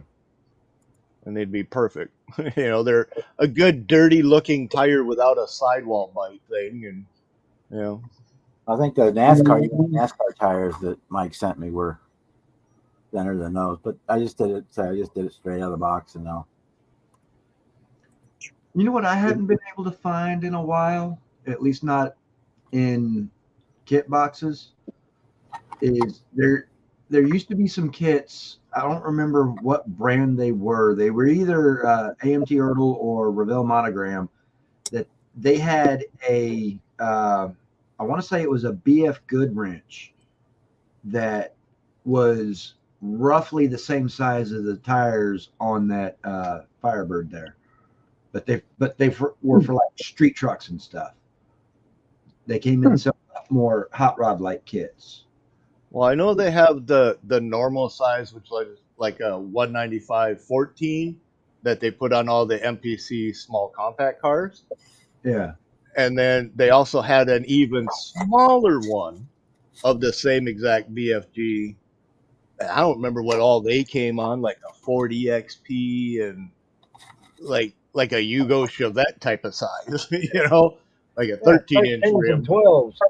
Yeah, they were tiny, but those are nice for like the front of my show rods. Right. If I don't want to use the bicycle tire spoke front tires, I'd put some of them small freaking BFGs on there for sure. No, these tires, I think That was they three of those motorcycle wheels I printed the other day. Yeah, I want to say these tires were BFGs. I could I've be got incorrect. these I can put on there, but I just I'm thinking you're thinking more of like the Joker cop car Force 440 Magnum. Yep. It had Goodyear four wide tires all the way around. No, only the rear tires were really wide like that, and to size them out to 1-to-1, They'd be they like a 235, 70, 15 or something. no, they would have been like 14 inches wide, 12 or 14 inches. Oh, wide. that's like Goodyear. They were Blue street performance tires. Yeah, you're talking about the old MPC Blue Streak. That's Blue what's Streak. all the way around Bob's GTO there. Yeah, they were in the kids. Believe it or not, they did have a pattern. And Bob, there's a share screen for you. right. You're ready. And I love their stuff. This company's stuff.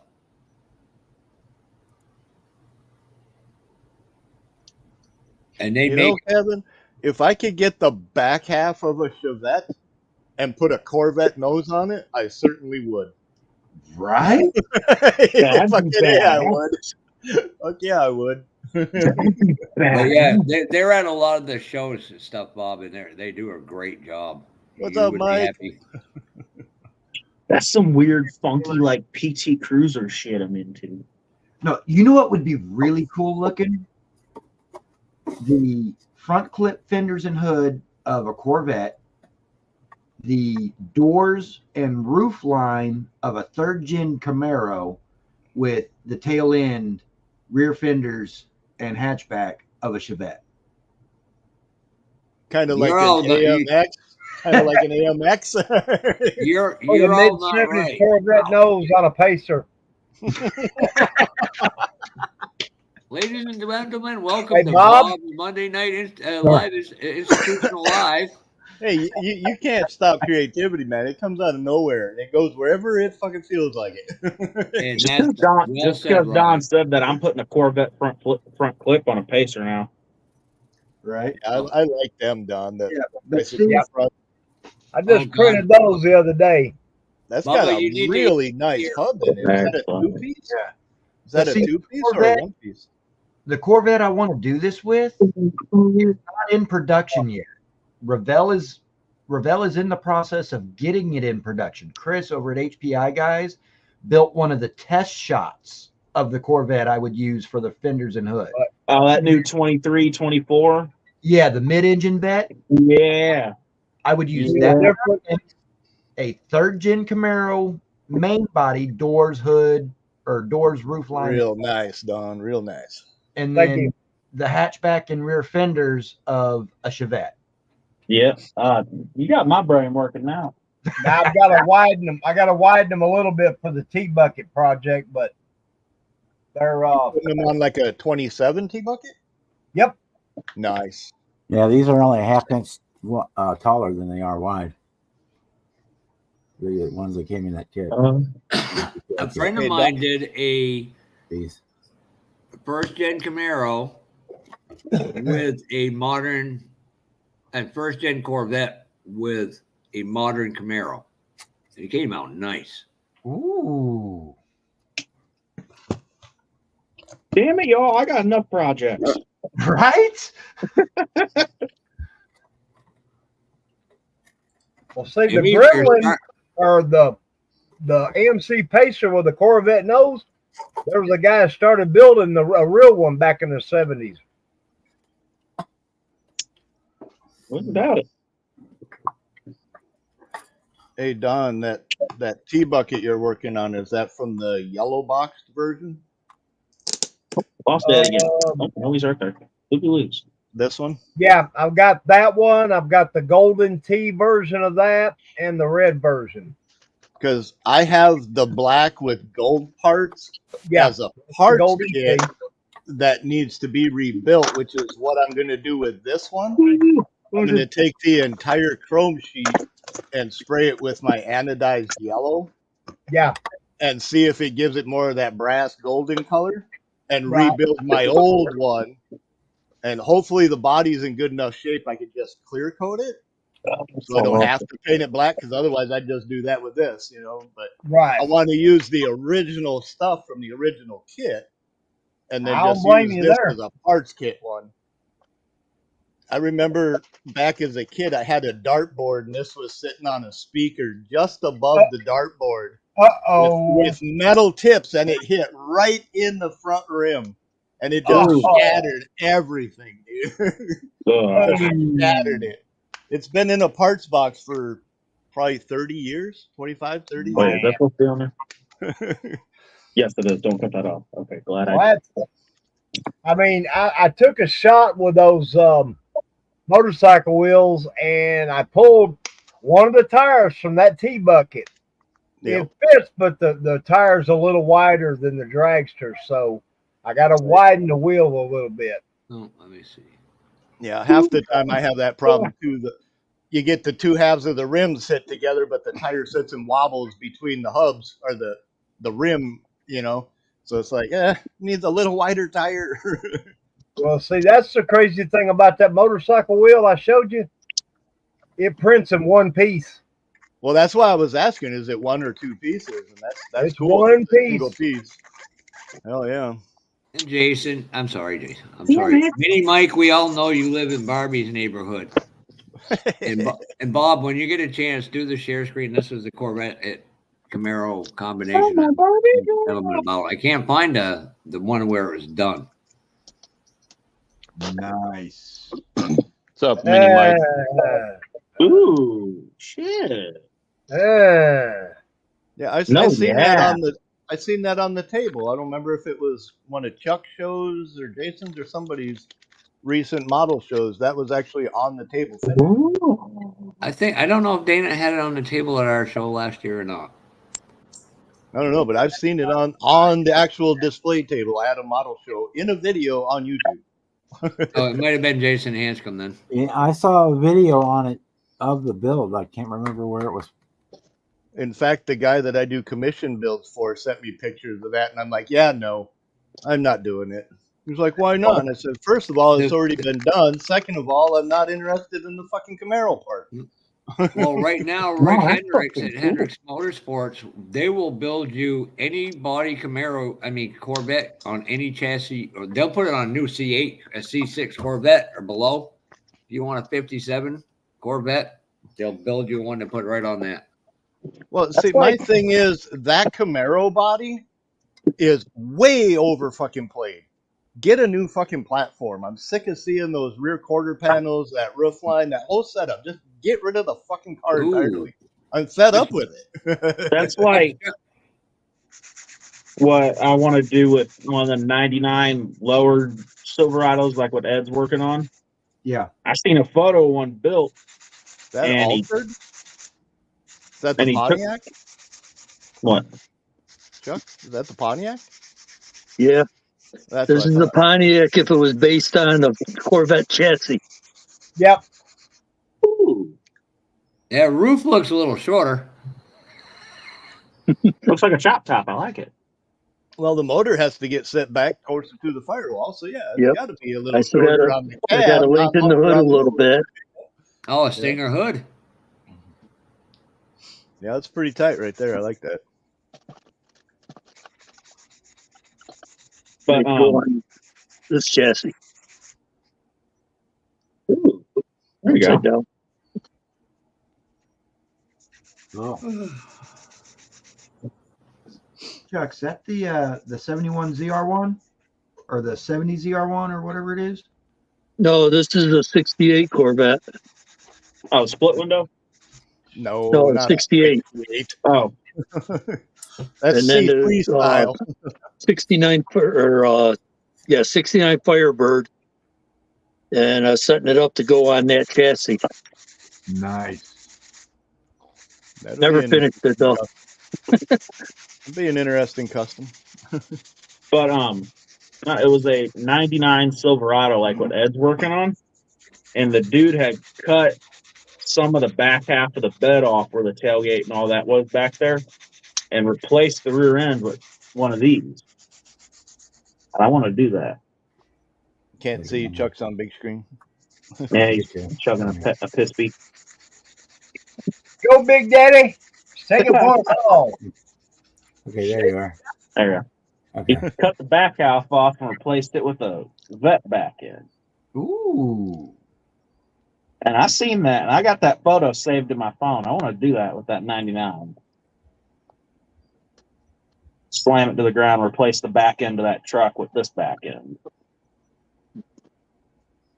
That'd look freaking cool, I think. Which means I'd have to get another one. Something to do with a Corvette.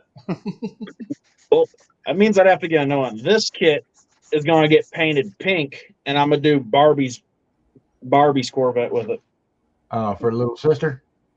No, I'm gonna do Barbie's Corvette if Barbie was a badass. I'm gonna put a small set of drag tires under it and a LSX 454 under the hood. Well, then she needs a Gremlins T-shirt. Because when the Gremlins took off driving in the Barbie bed and jumped over the shovel or whatever it was, that was fucking awesome. That'd be Barbie's car if Ken was a drag racer, not a little word.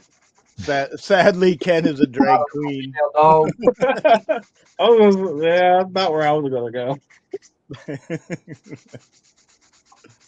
All right, guys, I'm going to go out and go get some rest. Y'all have a great one. all right, Jeff. take it See you, easy. brother. Sound like you need some rest, Jeff. Get to it. Thanks Yeah, for listening. I need a more beauty sleep than the world can provide me. That'd be a coma. Bingo! that right now would probably work for me. All right, thank you guys for having me in. Have a good one, man. Marcia says, and she needs tattoos. Not only does Barbie need tattoos, but she needs a mohawk. Shave one side of her head and comb it all over the top of that side. No. Yeah. Both sides of her head with literally like a 4 or 5 inch Yep. mohawk, about 1.5 inches, 2 inches wide down the center of her head, dyed jet black, tattoos, leather, spikes. Yeah. First of all, let me give my 2 cents. Driving here. a drag car Corvette, pink Corvette. Let's just save Jimmy some money. A Barbie doll is about 11 inches tall. Instead, get some of the goth girls. They're only about 6.5, 7 inches tall, and they already come badass. The what? Oh no! Neither one You of have them are going to some- fit in the car anyway, so who gives a Right. shit, right? I can't remember what the hell they're called, but they're a different kind of doll. They're like the brass Oh, dolls. God, my- only they're not I know what ugly you're like the talking. brass The Monster dolls, High though. girls. The Monster High girls, that's it. They got My little like, cousin's got a Corvette shit ton and of them all on her kinds wall. of cool shit. Yeah, they already And- come leather jackets and platform Yup. I boots. built her a There's shelf one so she that's could a stand them all up on vampire. them. You're all good to go. You don't have to do nothing to them. Yup. Last thing we want to watch is Jimmy dressing dolls on stream. So. Can't be no You mean worse than on- Ken and his the rainbow colored jacket. Yeah. I got a rainbow can't be color. no worse than Blow Out the Wind and Roseanne. Yeah, but that's tie dye. That's different. When No, are it's they ever not. going to It's do still rainbow old age colored. Barbie? When are they ever going to do old age Barbie? My buddy, I would like to Billy come and his out Barbie wife. with with a a walker. thigh gap. You see that some of these dolls, they've literally got a thigh gap now, where before they didn't. They're trying to meet all the trends for the current generation. Just wait till Barbie comes with a camel toe. They already tried to make an anatomically correct doll. And Camel toe Barbie. It'll be a poo-pooed. Kamala Harris Barbie. It's Right. bad enough It- Ken it- is no, it- fucking. It totally got poo-pooed when they wanted to make the dolls anatomically correct. Ken is a You know, little. like your child is so ignorant of what it looks like, right? It's It's not just- where I the don't brain is supposed to be understand people. focused when they're that young anyway. Moose knuckle. Exactly. But still, Barbie's been through pregnancy. Barbie's got a little sister. She's been a doctor and a skater and a gymnast and a ballerina. And if you can think of it, she's been it.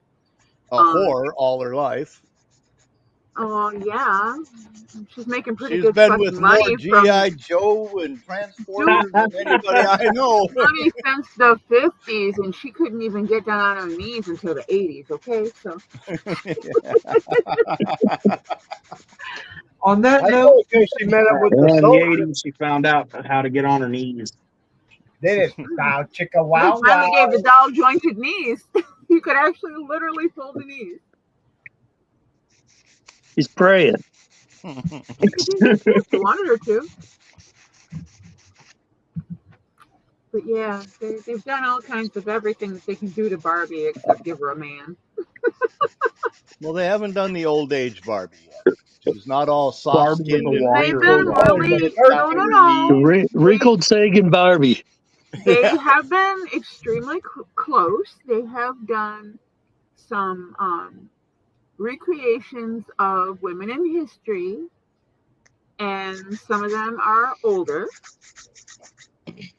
Yeah, like And Betty they're Boop. fashioned after the style of the Barbie doll, the size, the way the clothing are, and whatnot, except being period correct. But to genuinely represent a life cycle of humanity from begin to end, they have not yet done in a doll at all, unless we, count Well, things what that I'm most talk about, saying, like what I'm blow-up dolls. saying is, I would like a wheelchair, a walker, and a cane, and a few other like oxygen tank setup, and a few of those things. They actually have. Because I want to pimp my walker. No. They have I walking want sticks zoomies and on my wheelchairs for walker dolls. and chrome horn and all that shit, man. They've Yeah, got I a don't pimp scooter. my They walker. haven't gone to the Nah, Barbie in a wheelchair and then put a small block in Barbie's wheelchair. Fucking right. Little Well, rocket on it. it's an old school wheelchair though. It's not a power chair. So yeah, I could totally Make go with that Barbie with a motherfucker a motor. power chair. Yeah, gotta have a motor in it. Well, I mean, even if it is just a regular old push Well, as around big as the wheelchair, Barbies are, as big You as her wheelchair would have to be, yeah, you can fit a damn big old motor in I mean, Barbie's think of it. wheelchair. I mean, what better to put slicks on and zoomies and all that fun shit, you know? Hell with the bar stool motor, you know, fucking got the bar stool seat on top of the air cleaner, and it's just a freaking 4-wheeled V8 is all that is, you know. She's still gotta be a badass, so she needs a cooler on her damn wheelchair. Yeah, when they start doing cars and cameras freaking model kits, I'll be happy. Some of the shit they build with them little motors, man, holy fuck, dude. Oh, yeah. Yeah, I've always wanted to pimp my walker. I didn't pimp mine. I folded mine up and put it back, put it in the closet. The back of the closet. Well, you don't need it no more, so it's in Yeah, there no. for later days, you know. I done kicked the oxygen too. Good. Well done on that. Well done. Good to see you back on here, Don. Thank you. Good to be seen. That's my buddy Billy and his wife. They've been learning how to do tie-dye shirts. They did me this one, and two others. One of the other ones, all different shades of blue. Making Cool. tie-dye is fun. To do that all the time. Get a bunch of different colors of it dyes, some rubber bands, and some white T-shirts off the clearance rack, and go down to the local laundromat and look up all the machines. I like these shirts, man. These are I nice and would long. kick my ass if I did it at home. Look, I can put a little belt around there and be a mini skirt. If it covers everything, yeah. You could. Well, I'd have to use duct tape to pull up the other part. But You could always just get your gas and snug you up real good. There's a lot more men in the world that need to wear tall shirts. A lot less plumber's crack out there with tall shirts. If they actually bought clothes that fit, and yeah. Yeah. As a fat guy, I will agree. If they make now, jeans, see, Jimmy, you're not fat. You're a big guy, but you are not fat.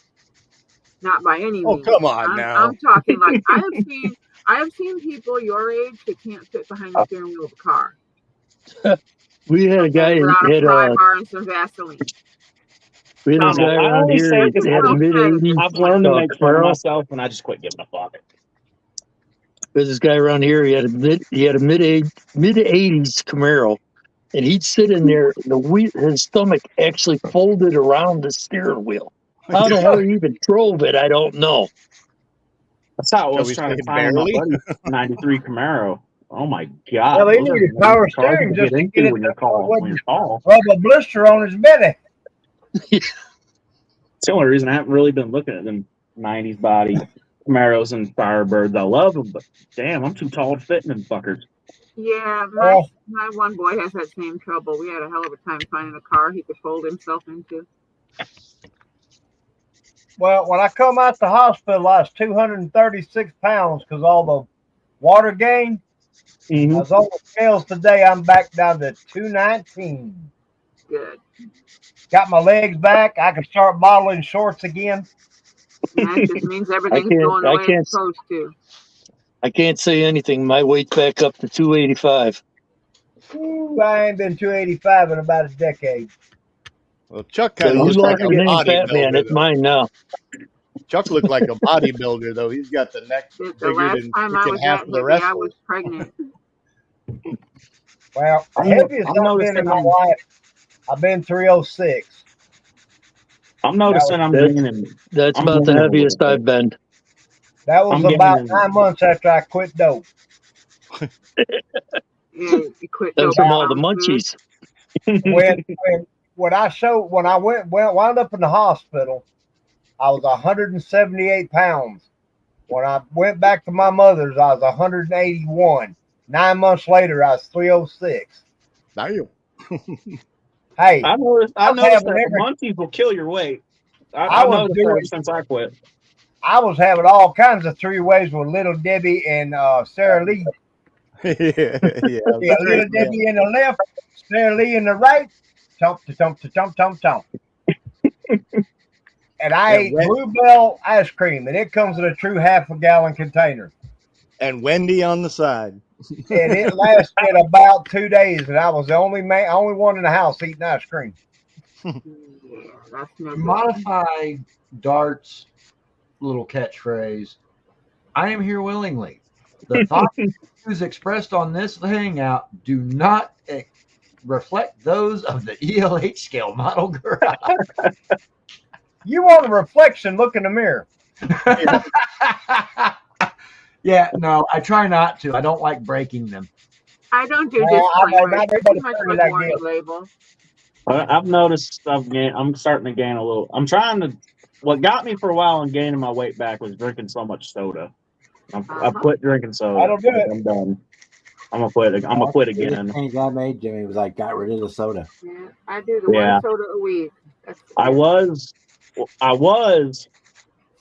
almost 310 actually. I was about 310, and then I got back down to I was like 261, and now I'm back up to 275. I've noticed I've been drinking so much soda lately. Well, I mean, it's kind of like my little brother. He and I are both 6 foot, whereas I weigh $150. He weighs 420. Yeah, my favorite number. That's a good And one. the numeric value of his weight is not lost on him either, considering as he does enjoy partaking. Might have something to do with the fact of why he weighs that much. Motherfucker.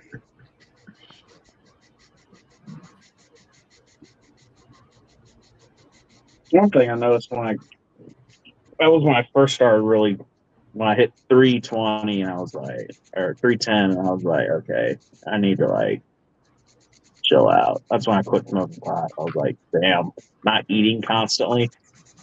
See, that it doesn't do that to me. It does not do that to me. Dude, I would demolish an entire I KC have breakfast a pizza. tolerance the size of a freight train though too, because I did too. It took a bit to get me that way, but I liked getting that way, so I'd always would just go there. Well, I would demolish a Ben and KC Jerry's breakfast now, pizza and then start looking for ice cream. shit, I'm eating 3 meals a day plus snacks in between each meal. But everything's healthy to relatively everything's healthy. balanced. Yeah. Don't cut yourself off cold. You can have a treat once in a while. Oh, I had a vanilla shake yesterday, so. Yeah.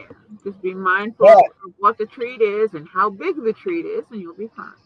Right. my blood sugars yesterday, breakfast was like 103, lunch was 100 flat, dinner was 88.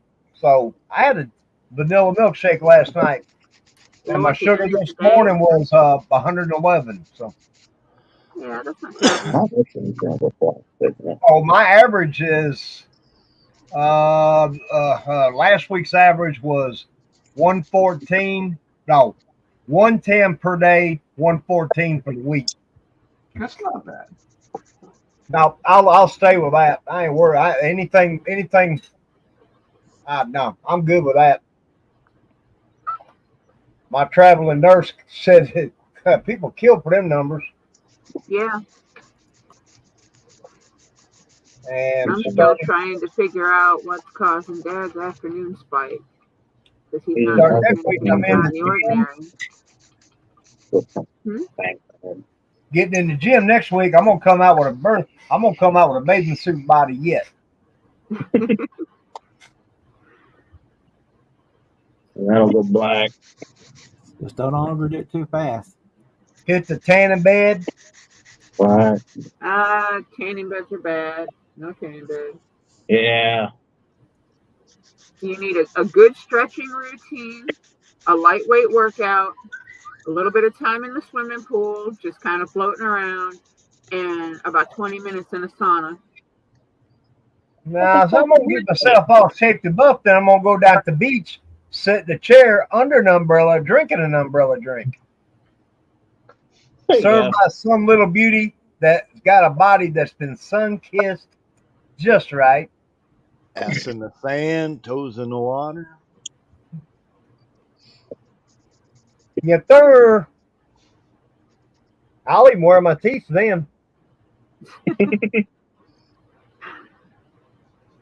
I just ain't gonna say which set I'm gonna wear. Them better be coming in pretty soon too. Y'all ordered me some new teeth for Acme. Are they all gold? No, I haven't ordered that set yet. Get gold grill. I'm surprised you hadn't just 3D printed yourself a set. There you go. That day I is don't know coming. how to create the file. I'm not smart. The files are out there. You just gotta have the right printer and the right medium. to print. But back they in wouldn't- February, I They ordered wouldn't chew a cashew, I can tell you that. but You I get got a the print. custom set of Take them off and do some pinstriping on the teeth. Cousin Bubba teeth. Should be here. You get them from JeffDunham.com.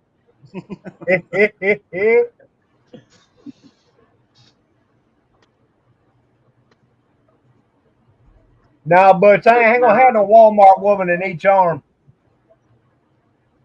I learned I can't. Butch's wife, Butch sent me a wonderful package. And in the package, Butch's wife sent me some of her Fierce beard oil. And this stuff works. You know, this thing has been, but the shaving cream I used stained it white and kind of dried it out. So this is, kind of limbered it up, got it soft, feels pretty good. But it has a beautiful scent that the Walmart girls can't leave alone. I just use my hair conditioner. So I have Out. to go really early or really late, or remember not to put that on first. Or check with your doctor to make sure your heart is healthy enough for sex. Oh no! When I left the hospital, the list they give me, according to that list, I was already healthy to have sex. I said, yeah, You but don't I'm have to worry not, about you coming and going at the same time. but I'm not mentally capable of it.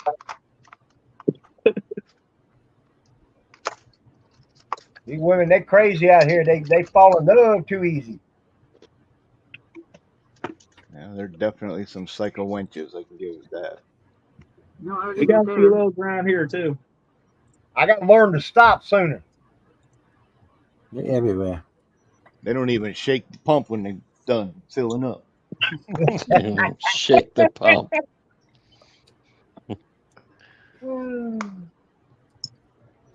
I am here willingly. But So am I. And Saturday, I could be watching Puddin' Slab Chop right now, goddammit. Saturday, I got the 3 tie-dye shirts and that from my buddy Billy. Ooh, I got that one over here. That's a good get. I'm liking this thing. The fridge. What I also found out about that kit, Don, the Revell big game 4-wheel drive frame fits perfectly under that cabin bed.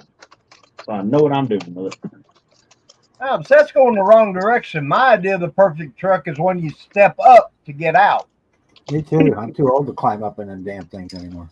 I'm not. It's going to be on bed. Carry a ladder for sevens. you. I'm putting Iceman's 7.3 Power Stroke You should motor have in seen it. the truck I was looking at the other day. I needed a 3-step ladder just to get up to the rail.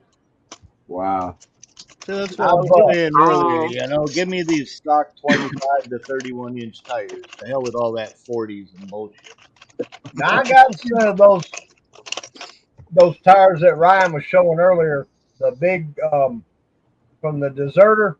Yeah. Yep. Now I thought about building a 4-wheel drive. We're just gonna call it Willie Nelson. There you go. Yeah, I mean, That's like my 1-to-1 sitting out there in the driveway, my 94 Chevy. She's at her factory ride height, and she's high enough with me being as skinny as I am. I don't need a jack to change my oil. She's got factory tires on her, factory ride height. She's got just that little bit of rake. And I like the way she sits. I like the way she rides. I'm not adjusting her ride height. Now, I am eventually going to get larger diameter rims with low profile tires so that the overall rolling diameter of my wheel tire combination is going to be the same as what it currently is. I'm just not going to have as much rubber between rim and the road. Is it That's what I two-wheel wanna do drive or to myself. four-wheel drive? 2-wheel. Oh, okay. That's cool. These That's what I guys wanna that do. put the big diameter wheels and the low profile tires on a four-wheel drive, that's Yeah, kind of no. like going rock climbing in the high hills, ain't it? Mm-mm. I don't like that either. Yeah. Now, if you've got a 4-wheel drive, you need to have a little bit of rubber. Actually, you need to have quite a bit of rubber in Sidewall. the edge of your rim. And the Where I'm from, we always wanted a lot more rubber. yeah, I like the look of the bigger rim, but it needs a bigger tire to go with the big ass rim, not some little highway tire. exactly. If it's a 4-wheel drive. Now, if it's a 2-wheel drive like my truck is, a little rubber band tire on a large diameter rim looks just fine. That's I what I don't want to do like to my rubber truck out there. It's a single cab long bed 03, Yeah. and I'd love to do a set of 22-inch chrome snowflakes on it, lowered down. Yeah. You are a With that snowflake. truck ain't you? being the V6, That's- the That's base a shorter freaking model profile as I V6. like. Do I still have them up Let's here? see. Get a profile on that tire? It's about a 50, ain't it? 45, 50? Yeah. And that's I a like that 20-inch. F-150 we had. Even the Corvette ZR40s that came on like the 84 and newer vets kind of thing, that's way too much, not enough tire. There it goes. Yeah, so it's got more profile than a Corvette. It's a 22-inch wheel. 22 on the back, and I got a 20 for the front. It's going on my my ambulance. This one. Well, if the car's lower, then I like that look. The big ass rim with the rubber band tires. If it's low to the ground. Like that F-150 or the Challenger I just did. Yeah. Unless you're going road course or gymkhana, there's no reason in a freaking rubber band. Drift car, maybe. I mean, that's about it. Where you don't want sidewall roll. Yeah. That's the No, only Donnie, reason can't have- you would go with a low profile. No, Donnie Griffin can't have no smoke. I quit smoking as of April 14th. Well, Yay. I ain't had a cigarette since. Think all that extra money you got to spend on model shit. Yeah, no shit. Vapes are getting expensive for me too. Don't get me wrong, I want one every now and then, but I'm like, nah, I don't guess so. No, you got it beat. It's easier to quit if you don't start. My damn incision there is itching. Damn it. That means it's healing. Oh, shit, hurry up. I can't think this will bother me at times. Oh, I know. Did you get you some good lotion? Because that'll help if you put that on there. Yeah, I've been using the good stuff, some Vaseline. Oh, no. Get you some Palmer's cocoa butter. It'll help reduce the scarring a little bit, too, and it'll help more with the itching. The other... Scarred up from the head to toe. Vaseline Intensive Care and all those other low-budget lotions all have alcohol and salt in them. Water, alcohol, and salt are their first 3 ingredients. You need emollients to heal the tissue and to stop the itching. That's a histamine reaction. Get you some Palmer's. I don't want to smell too good. I'm already struggling with the girls at the Walmart. Well, that's when you just go change the oil in your car and rub it under your armpits and shit, you know. Smell There like we a grease ball. Don't mention armpits. They just have stopped itching because they had me I was shit. They gonna say shaved that all them. the hair grow back yet? Well, not all of it, but at least it quit itching. They It's shaved half- Now me they've touched it, it's gonna hairs start itching again. to It's my best belly button freaking- and made me shave from my belly button to my knees. Yep. Yeah, they don't want any chance of any interference, impacted hair, infection, or any other crud trapped in any surface stuff. So, yeah. Yeah, well, they could have warned me about that. They just come in there and said time to shave. I'm like, well, I already did. They said, no, sir. Your chest. I'm like, oh, okay. Now, he says, now you get the chest. I said, shave what? I went, huh? All I could tell them if they want to shave my chest is you leave those 2 hairs alone. The That's problem all I is fucking got, and I got them named, man. they got a little carried away around the nipples, and they razor burnt me. Yeah, they just were in a hurry. They need to be fucking around with hair by my nipple. They need to go the fuck away or pay me. Right? Whereas me, I'm not a prostitute, but I ain't letting them do it for free. I mean, Well, I'm glad they done it. I mean, hey, they fixed that thing in there. According to the doctor, we're at about 52% now.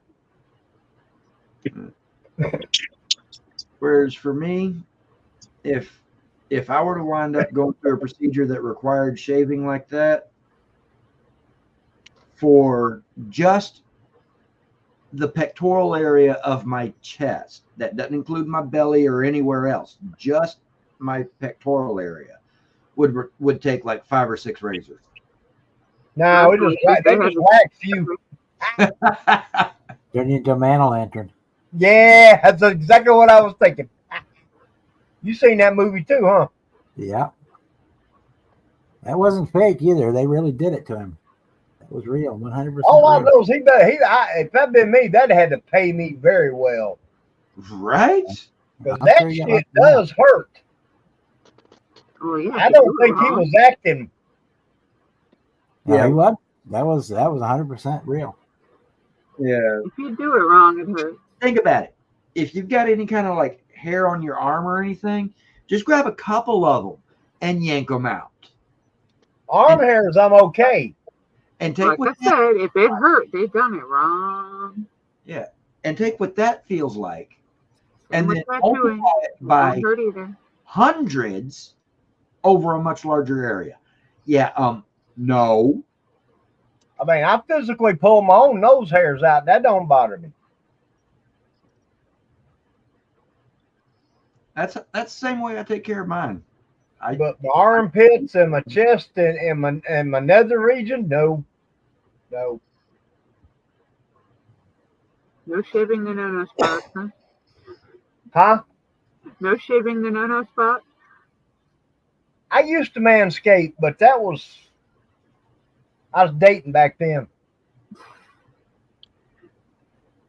Oh, now you Yeah, just no. keep you warm in the winter? Yep. Hey, just like women, when they quit dating, they quit shaving their damn legs. And let me tell you something. There's nothing that's more beautiful and more deadly. There's nothing more beautiful than a freshly shaved woman's leg. And nothing more deadly than one that ain't been shaved in 3 damn days.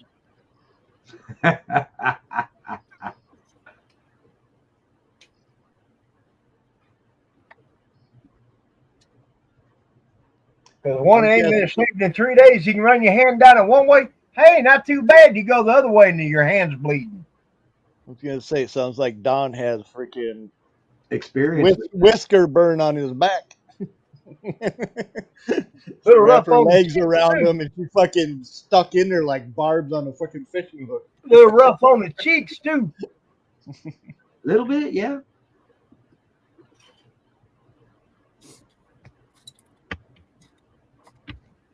I'm like, damn. Well, I didn't think. I said, apparently. Like the woman who goes to the doctor, she says she's got these 2 strange green dots on her legs. Doctor tells her that the boyfriend's got copper earrings. Well, Okay, Oh, damn. that's done. That's done. That's done. That's done. That's done. We're going.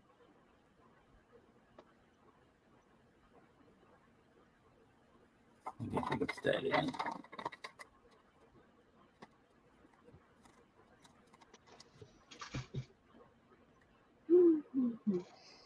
Yeah. But yeah, like I said, I mean, I'm still having some energy issues, but it was a pretty rough road I went down there. So, Yeah. take your time. You'll get where you need to be. I got the notice from the insurance company about the my ambulance ride from Riverview to UAB. What do you reckon that cost? About 10 grand. $4,000. I got 4,000. I've heard 10 grand. We got any more offers or comments? About 23 grand. Mine was 30 miles and it was right at 6,000. This was a 65 mile ride. 12.5. Yeah, that's right in all line. right. with it. Can't I'm even like, buy damn, a, I could have took an Uber for less. can't even buy a Prius for that. You been Yeah, shopping for a Prius? No. Just asking. I mean, you knew the price. No, but I've been watching a few channels where they've been talking shit about them. That's one of them cars I wouldn't get in it. I'd have to put it on. Right?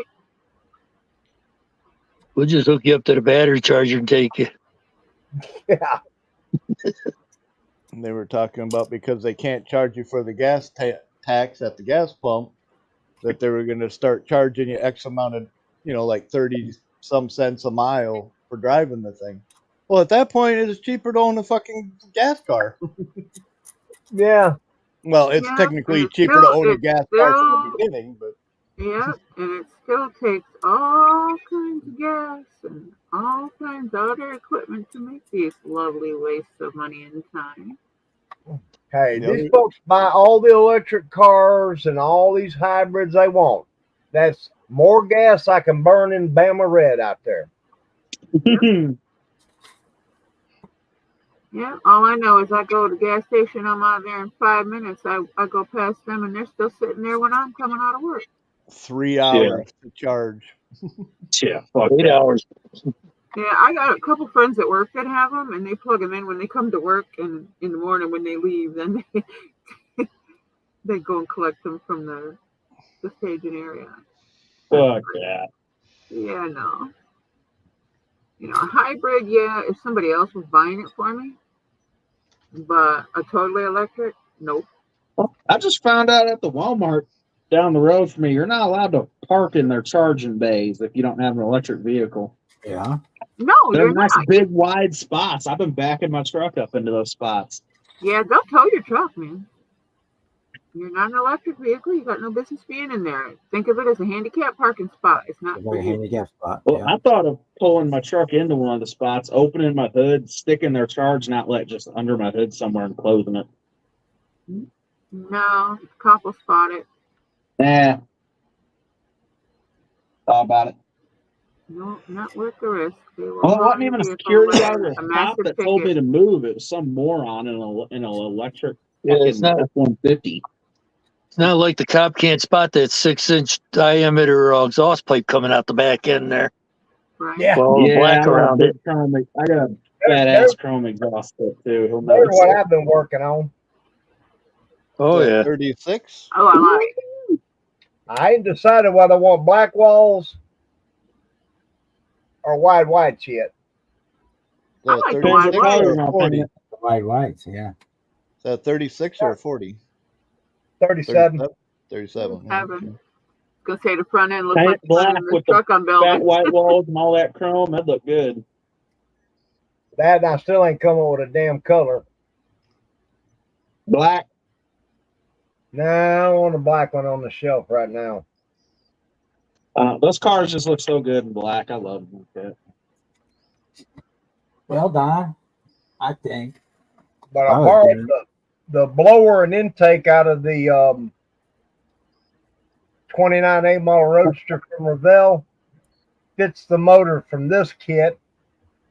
And then I printed these last week, but it's a small block Chevrolet valve cover with flames on them. Cool. Ooh. So I'm going to AK chrome blue these. thunder on the back window. Huh? Paint it dark blue and put blue thunder on the back window. I thought about blue. I got a beautiful, beautiful blue over here. Ooh. This would look good, Don. That's I've done got that XKE. the racing There you go, green. paint it green.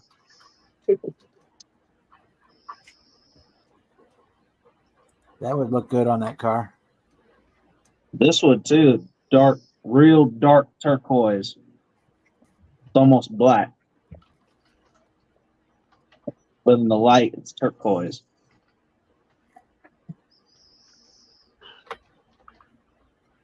Well, this goes back to the question we had at the beginning of the stream. Yep. That's where we started out. How do you decide what color you're going to paint it? Yeah. Google. Between the colors you have, or do you just buy a new color every time? You stack up your cans of spray paint, and you take a metal tip dart and throw at it. The one that punctures is the one you use. The one that, if there's enough left of it. Well, I'm thinking about this green. It's 77, 78 Chrysler Augusta Green That's a nice Sunfire. That's a nice green. A lot of times I'll just look in my milk crate full of paint. I'm bad if I find it. That was compliment color, I'll buy it Brother Butch. and then use it eventually. That was one of many bottles he sent me recently. Yeah.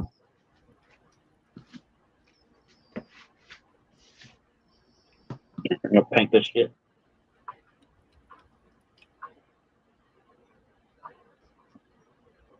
Damn, Ed got a bladder buster and a half. Yeah. And it ain't big Bigger enough. than his head. It ain't big enough. I've done filled that thing up twice today. This is Let actually me get you a margarita in that thing. I bet you won't drink more than two. yeah. Hit this- you halfway through the first one. Woo! Getting hot in here.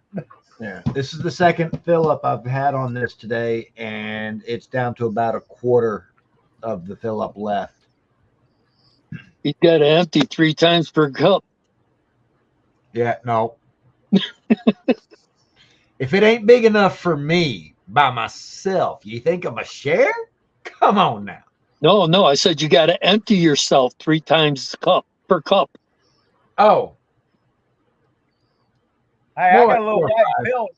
I got a little white pill I've been taking.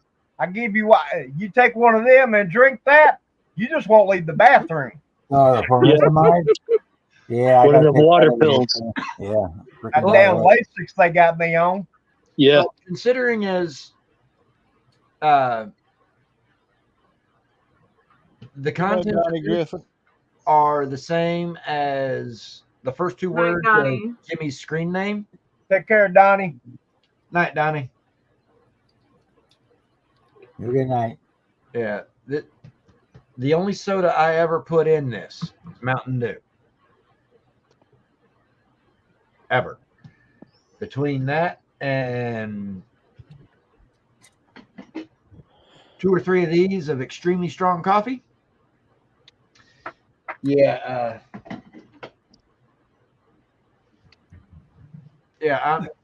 I go water the garden quite often. You ain't got indoor plumbing? I'm being Garden's closer. If I drank a cup that size right there, I'd have to wear Depends. I wouldn't be able to make it to the doorway. I said I was going to get me a package of them for Acme. That way, when someone says, "Hey, Don, don't you ever go to the bathroom?" I just look at them and go, "Depends." Now, if I could have a keg of coffee on an IV drip going through to a catheter into its own little bag, well, big bag, you know, Right? just have it flow through me all fucking day Yes. with Just pure liquid 50 caffeine. foot, with at least a 50-foot cable from the keg to me, so I don't have to carry that fucker around the house. Well, for me, it doesn't have to be a keg of coffee, but pure liquid caffeine. Hell, I'm down to like 3 coffees a day. I don't like caffeine. I sure as hell don't like caffeine-free coffee, but I do love free coffee. Yeah. Yeah, I don't drink coffee. I quit I'm drinking good soda there. and I just started drinking. I'm right fuck there ton of with you. coffee. 3 coffees a day. I'm right there with you at 3 coffees a day. This is 1 coffee.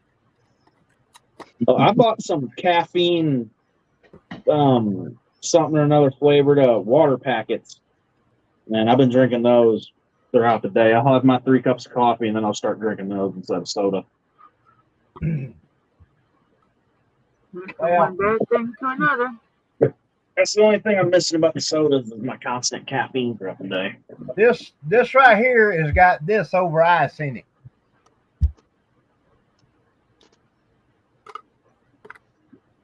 Oh yeah. Ice over ice. Yeah, I can't drink that stuff. It's got some kind of preservative or something in it that really. Sparkling soda, 0 sugar added, 0 sodium. I don't think I've ever tried that shit. Calories per I've always serving. seen it in stores. I did 1 bottle is a once, and I serving. had an 5 calories. And the little white girls at the school walking around drinking them. I drink 1, maybe 2 a day at the most. Yeah, I get the lemonade, and then I get the pineapple coconut. It's kind of like a pina colada. Mm. Not the rum. Yeah, I'm right there with you, Don. I drink 1, maybe 2 sodas a day, sometimes 3. This is 1 soda. 3 of those a day. How the Yeah. hell are you so skinny? Extremely high metabolism. I used to have that. So my brother is. Well, I turned 50. Kid drinks about 4 or 5, maybe 6 sodas a day. Dude's so fucking skinny. He's tall as shit too. Well, it's like I'm almost 18 and he's 13. He's tall. He's about taller than me. Yeah. I can take the various food and beverage items that I consume that has a nutrition information label on it and write down the number of calories per serving, number of servings per package, number of calories per package, and record my calories per day on. I used to do this like a year and a half ago. I would pick 3 random days a week and record my calories per day. And my average calorie intake was between 10.5 to 12,000 calories a day. Twice as much as normal. Oh, more than twice, considering as the daily values on those nutrition information labels is for a 2,000 calorie diet. I'd starve to death on a 2,000 calorie diet. I'm gonna better move this for a touch. I got the hangover. I'm just glad I'm on a seafood Grab a diet. clean body. Black on my hands. Yes, I am definitely on a seafood diet. I see food, I eat it. Right. And I have the choice not to. Yeah, Kevin, I would use that on my head too, but it'd be on the little one, not the big one. The only thing I cut back on a lot of the sweet shit I've been eating too. The only thing I can't cut back on is my nicotine. The only thing I'm finding out is being a little difficult. I'd like to cut back on the Rolaids, but fucking heartburn says no. Right.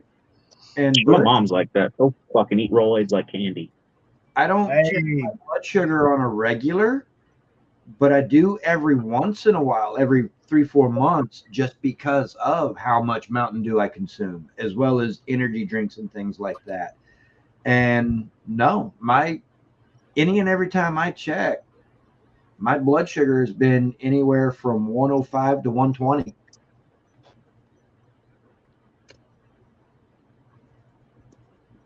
That's like my well, now deceased brother-in-law. They struggled to get him and keep him at 150 pounds. Yeah. I took him to a Chinese buffet I know down in Birmingham. It's got really, really good food for a buffet. Mm-hmm. The manager come out and said, it says all you can eat, not eat all day. Well, I ain't done eating. Right? So fuck you. We was only That's there. all you can eat, and that's all you can eat. I'm like, I wouldn't worry about it. You cleaning every plate. It ain't like you go over and pile it up, take 4 bites and get another plate. I mean, hell, he did everything to lick the print off the plate. Right. That old boy could eat. Just couldn't put no weight on. Gotta save something to feed the cats in the background so they can kill them and feed them. They don't feed them so they chase the mice. Oh, wait a minute. They feed them so they can fatten them up before they put it on the plate. That's what I'm saying. That's what I'm saying. Our Chinese place down here is pretty good. The dude in there don't like me no more though. Walked in there with a bunch of friends. I told him I want the cream of some young guy. Yeah, you He would. didn't have no sense of humor about that shit, did he? Nah, he was pissed. That's the problem with insulting. It's an older Chinese dude. He was pissed. His son thought it was funny as fuck. He couldn't quit laughing. well, say with the diabetes and the heart, there's not a whole lot of sense in me going to a restaurant anymore. Yeah. Not really. Which Any good restaurant has a menu that can accommodate you. yeah, but hey, we ain't got hell. The ones around here, the service sucks, and the food. I think the quality of food that they're getting to cook is bad, and then they do a shitty job cooking it. Don't make it no better. Right. And we don't have that problem up here. Our establishments take pride in what they serve their customers. Must Now I can go here to Top of the River. It's great. I mean, awesome food, awesome service. Problem is, it's fried catfish. I can't eat the fried food. Yeah, there's really Fried no other way to catfish is prepare so catfish. fucking good. Catfish should be fried. I mean, you Yeah, can't but now they cook got it a good. baked top to tap to they got a piece of Tilapia. baked fish. Yeah, that. Tilapia, that white fish. Yeah, no. Yeah. I may try that. But I went and had some Mexican the other night. What was her name? I was gonna say, how was she? Maria. Fell out of my head. Oh, I like my taco spicy. She was a spicy taco, wasn't she? Yeah, there. Yeah, there.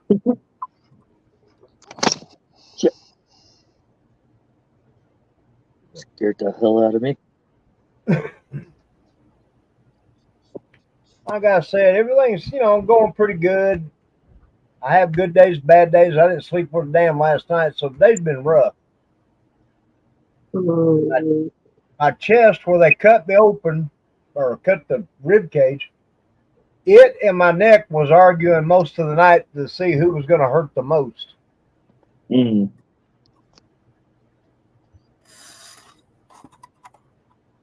So When that happens, you need to see if you can sit in the bathtub in some as hot of water as you can stand for about 20 minutes. I live in a 1969 mobile home, and I'm 6'1". The bathtub is not long enough. Yeah. It's fine to wash my feet in. Well, you could always stand in the shower, but that doesn't really. Well, I did. Well, I did. I got in there and took a hot. I mean, I come out looking like a lobster. And it was good for about 30 minutes. Yeah. And your fingerprints look like prunes. Huh? Said your fingerprints look like prunes. Oh yeah, my toes they look like Yeah, raisins. that's another reason why I said that if you had the opportunity to use any sort of a gym, if they have a sauna, to use the sauna, that'll help reduce the tension on the muscles. Yeah. Because that's what's causing the pain is the muscles are tensing up because everything's been traumatized and everything's been cut through. Well, that's the doctor asked me today because I wanted my pain management deal.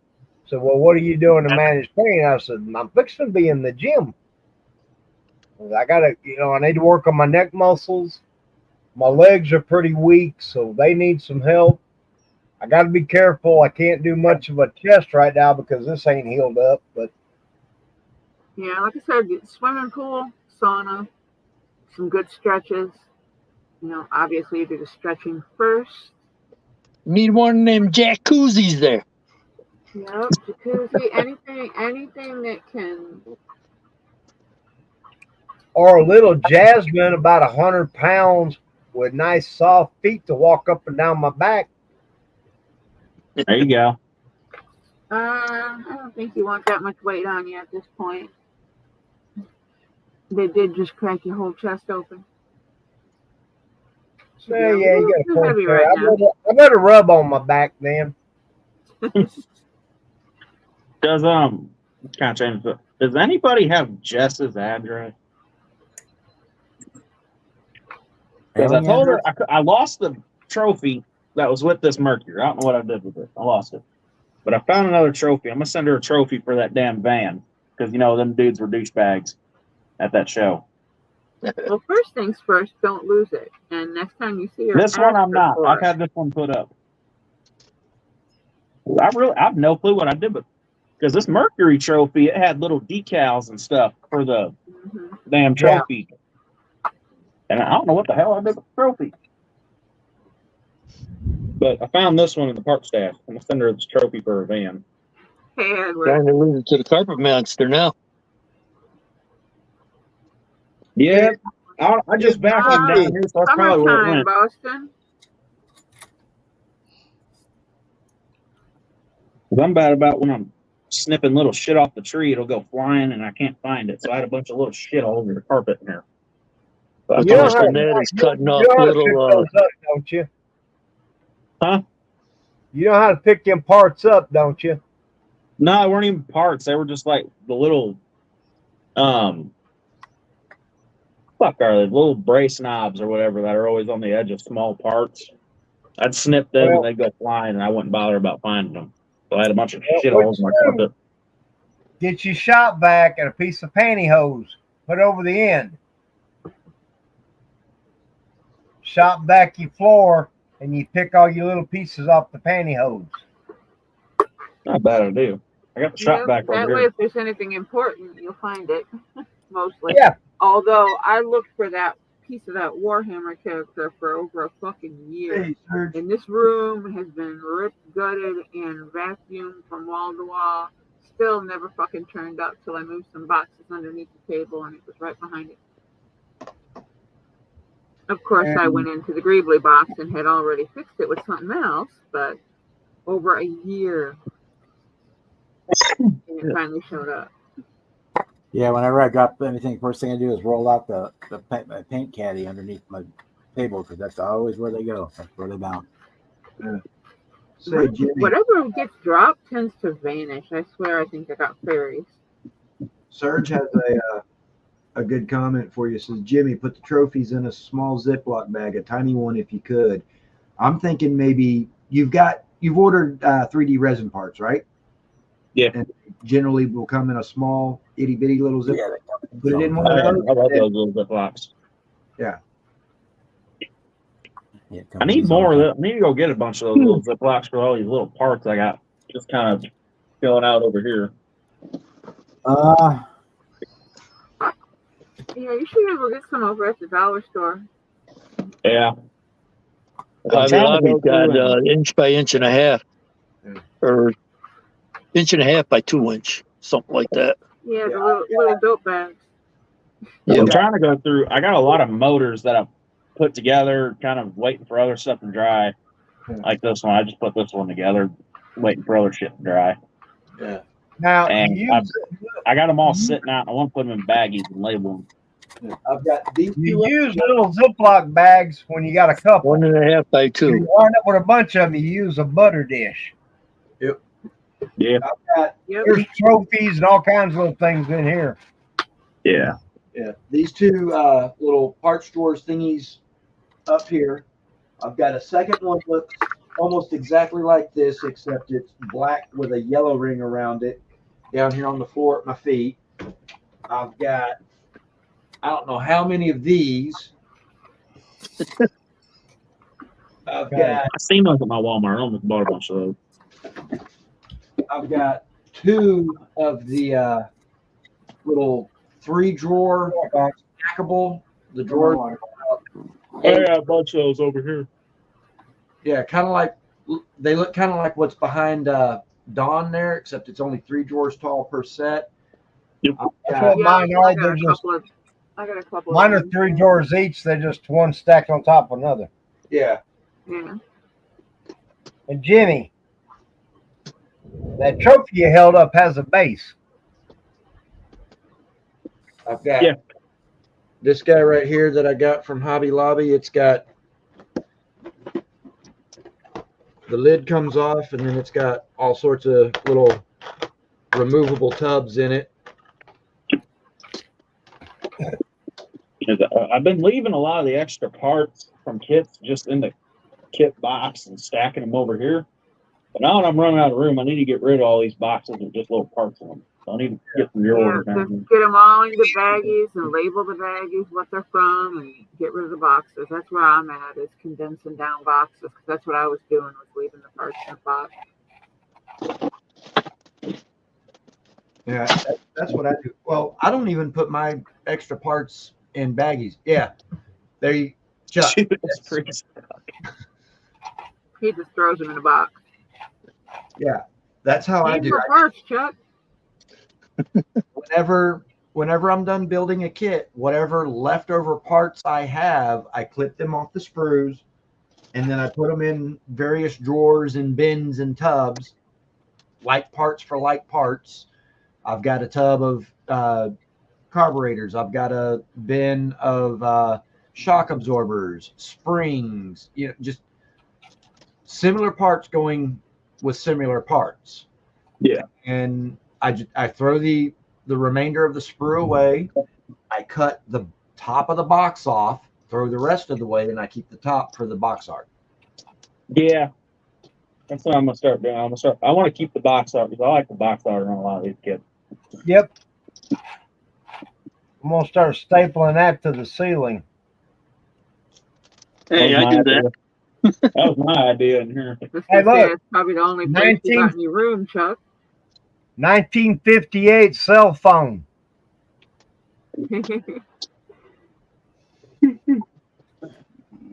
Yeah. Time to get some more caffeine. Well, car phone. Our phone, yeah. Yep.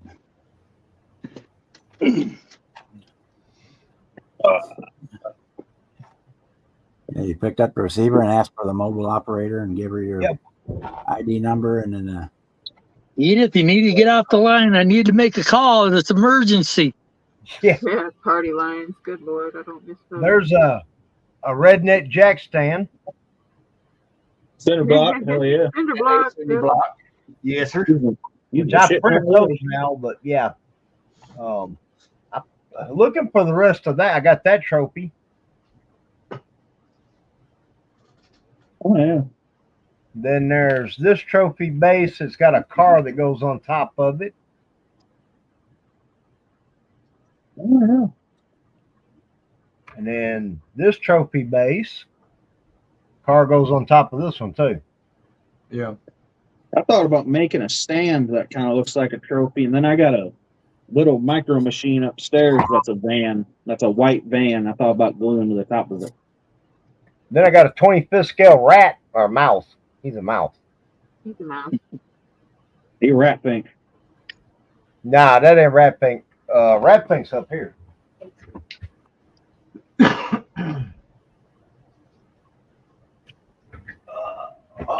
They're my rat fink. Yeah. You got a little bitty one. Yeah. I got a bunch. I got one of Hey, those. that's something a man does not want to hear a woman say. My It's just rat a is little bigger one. than your rat pink. I got one. I got a couple rat fink things upstairs. I got one of the Mako Man rat fink little van, That's little fun. old van with rat fink coming out the top of it, holding the shift Yep. knob. I got that from my mom's old boss. He had a couple. He had a couple model kits that rolled off the shelf, and he gave me that rat fink to fix them for him. Say, Don, another phrase that no man ever hear a woman say, "Oh, it's so cute." Yeah. You walk into the room and the girls all say, "Oh, look, here comes Mr. 2-inch." That's right. When they say, "Oh, it's so cute," you said you ain't seen nothing yet. Touch it. No, the worst is already finished. Oh, was the Hollywood Nights there? Did you come already? Oh, I watched that just the other night. A little. What do you mean, just a little? If you came or you didn't come. I came. Okay. I'm glad I did. Yeah. Well, this punch does have a little wang in it, doesn't it? There was this grade B movie, Beach Bikini Summer or something like that, from back in like late 80s, early 90s. And dude cheating on his wife with their Hispanic maid, and he's just going to town. And she starts tapping him on the shoulder. Senor, are you in yet? Yeah. That would so suck. 25th scale Christmas tree. I want one of those. That come in the 72 Pontiac GTO. There's all the bulbs and stuff for it. Yeah. Oh, that's some caffeine. The 72 Pontiac GTO comes with that tree. 72 GTO. I'll have to come Thursday when I get paid. I'll have to hunt that one down because I would There's love. Mr. Mark, the mediocre modeler. What's happening, fella? Because I would love to build a quarter mile dial. That would just. Yeah, I want to do a couple of starting lines. Kevin T2 is back with his old lady, so he's out doing real life. Yeah, he's holy hand grenade Batman. Oh, I like that. 3 is the number that you shall count. Not 4, not 2, but 3. And 3 is the number. Yep.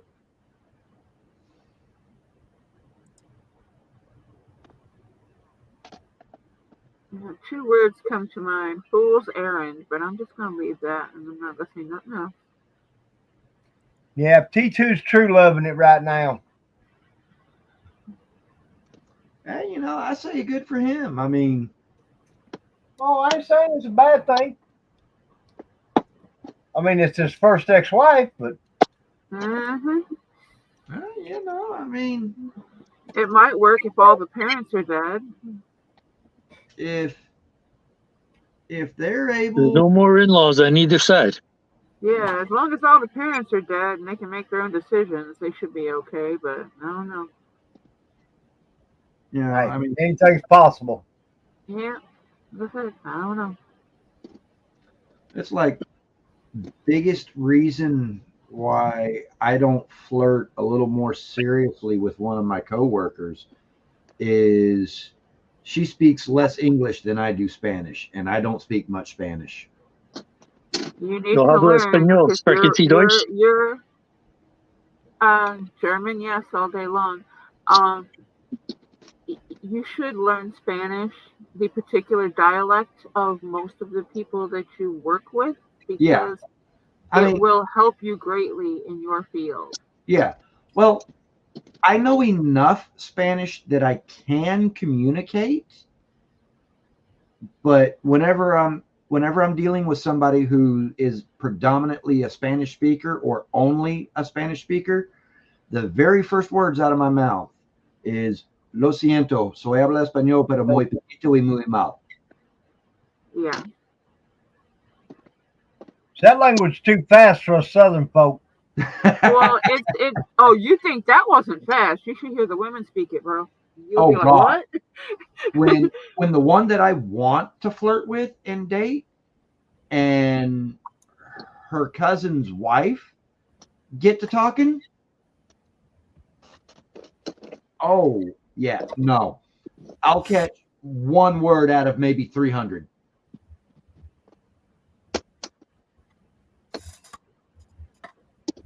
Yeah, but it would behoove you to learn the more prominent dialect of the language that your people speak. My son learned. No, they need to be learning our language. See, that's the thing. They do. That is a common misconception. They are taught English. English is taught all over the world. It is the language of business, and people who don't use it lose it, but they keep it. They only Well, use it when they absolutely have to. Very, very few of them don't speak it at all. I can tell you this much: when you grab one of them by the throat and you pick them up on their tippy toes, their English is better than mine. Exactly. That's where I'm going. They are taught it. They choose not to use it. And in all honesty, I don't see that as a problem. What I see as a problem is, okay, my neighborhood is predominantly Central Americans, Spanish and Portuguese speaking folk, and some straight across the border Zacateca Mexicans, okay?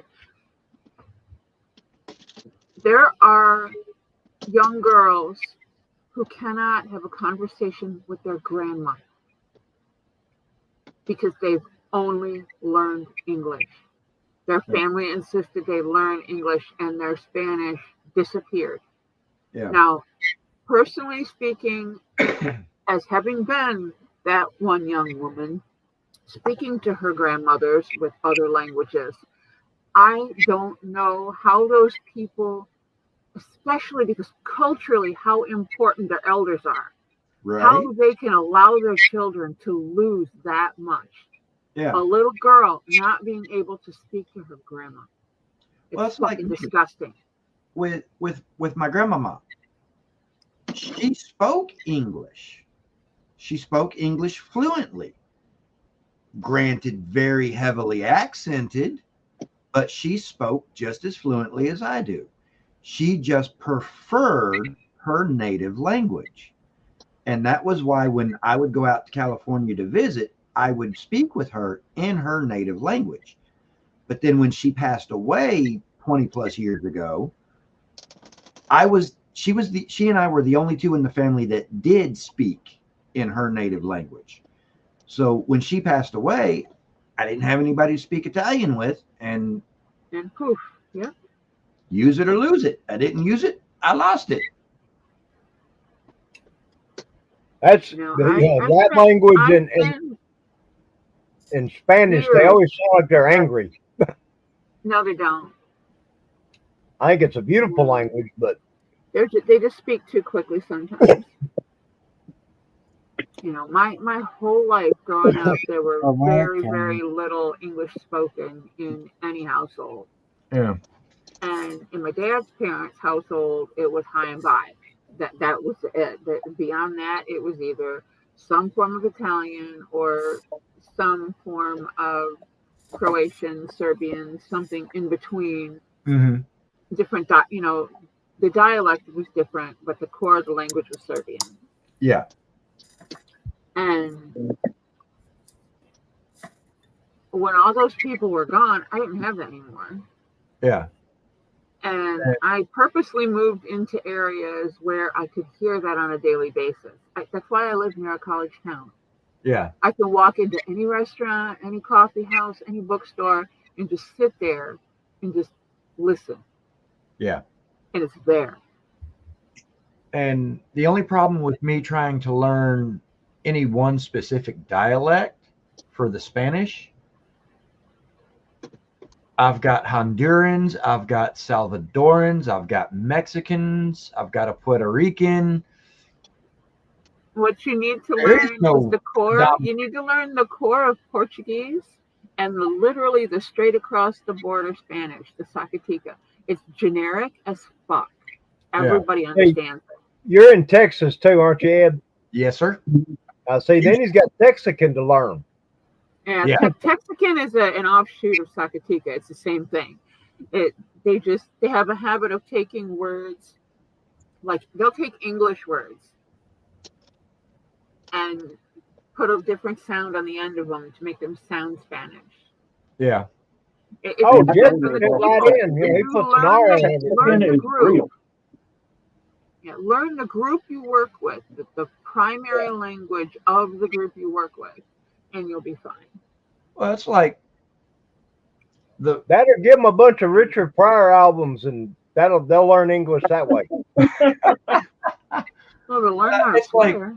there was one day I was working with Maria, the Honduran that I really want to be with. She's just absolutely beautiful, and we get along well. Probably married, dude. No, I don't think she. I think she has a boyfriend, but not married, because she's only been with us for like a year and with this company for like a year and a half, and when she first started, she was single. So, are you sure? Because they're really into arranged marriages. Yes, because her cousins, who also work with us, were very much about trying to find someone to date her. Well, yeah, she got to Ed have raises an his anchor baby hand. so she can stay. Me. Look, Yeah. you want to be a parent, dude? Because seriously, that's why they want her to get married, so she can have a baby and have an anchor. Yeah. I don't think the world could take a bunch of little Eds around. Well, there's already at least one. Oh, yeah. Yeah, so they Her about name's those some of them talking half Spanish, half Richard Pryor. Yeah, there's already one. Jimmy's already, it's going through Jimmy's head right now. Yeah. Ore la chinga, motherfucker. But I had some coffee in one of my Contigos, and Maria asked me, ¿Qué es este? I looked at her and said, Es Huarichi. And she looked at me and says, Huarichi? ¿Qué es Huarichi? And I didn't realize that she did not know what the word Huarichi means. And I said, Huarichi, café, coffee. Yo, what's itching? Oh, café, sí. Sí sabe café. Sounds like a question. What'd you And- say, Wadichi? Yeah, and apparently Huarichi is the native Indian word, or the native Aztec word for coffee, Yeah, which is part of the Mexican language, but not the Honduran. not Honduran. No, Hondurans are. You got to remember, they're in a separate chunk of the world, Yeah, so it's different. They're more closely related to Castilian Italian. yeah. You say Wadichi down here in Alabama, they'd be like, well, it's late June, it's hot, my balls are itching. That would be fleas, or it would be lice, or it'd be crabs, or could be poison ivy. Well, it's swamp ass season in Alabama. Yeah. It's either swamp ass or rat. El Or some kind of Balzo, El crud. Icho. But yeah. Este es mi copa de Huarichi. And to say the exact same thing in Lakota, this is my Wakalyape Wiyatake. Wait a Yeah. minute. I don't know what that means. And It's a giant fucking cup of coffee.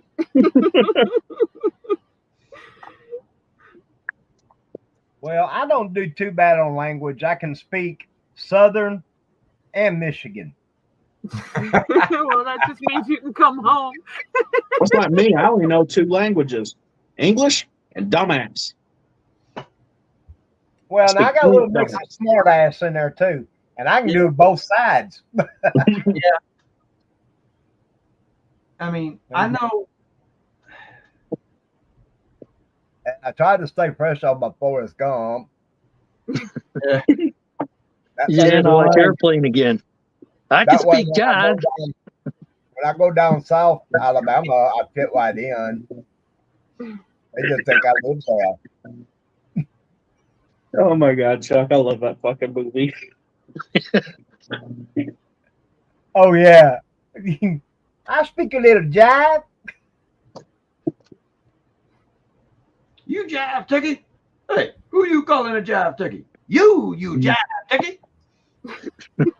Oh no, the best one is in Police Academy when the girl runs over the dude's foot and he calls her a word. The big old fucking dude flips the cop car. Yeah. Yeah, flipped it I over. love that movie too, Police He Academy. just called her. He called her what, a jungle bunny or something like that. I think he called her a Jigga. Jigga. Oh no, that's okay. Yeah. I didn't know if I was able to say that or not. I hesitated for a second. So then, and it was That's Brooks, close enough to get your head spun. Close enough. Brooks that accidentally ran the guy's foot over. So the guy used the slur against her, and then Hightower gets out, flips the dude's car over, and says, "What?" Yeah.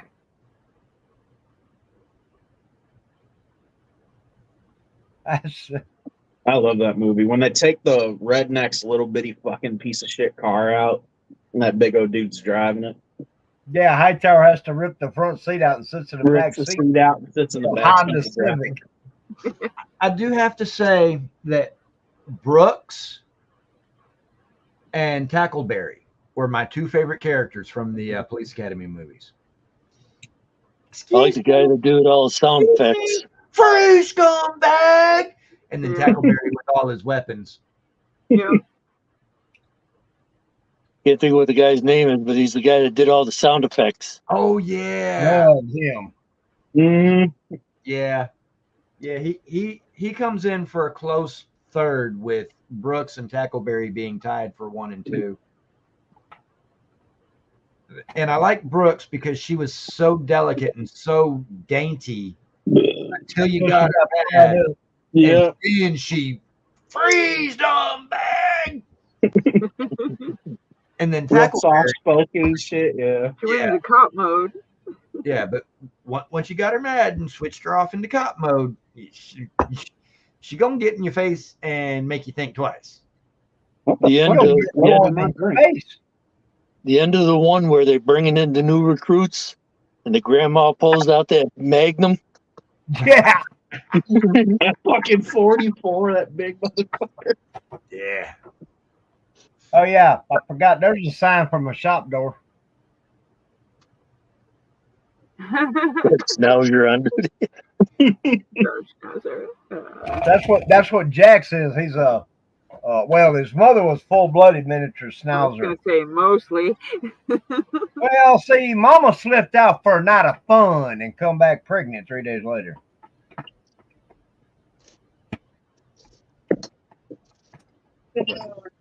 Oh yeah, the she was one of the drill sergeants.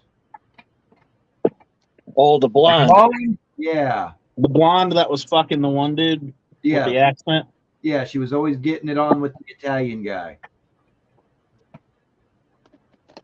Yeah, can you blame her or him?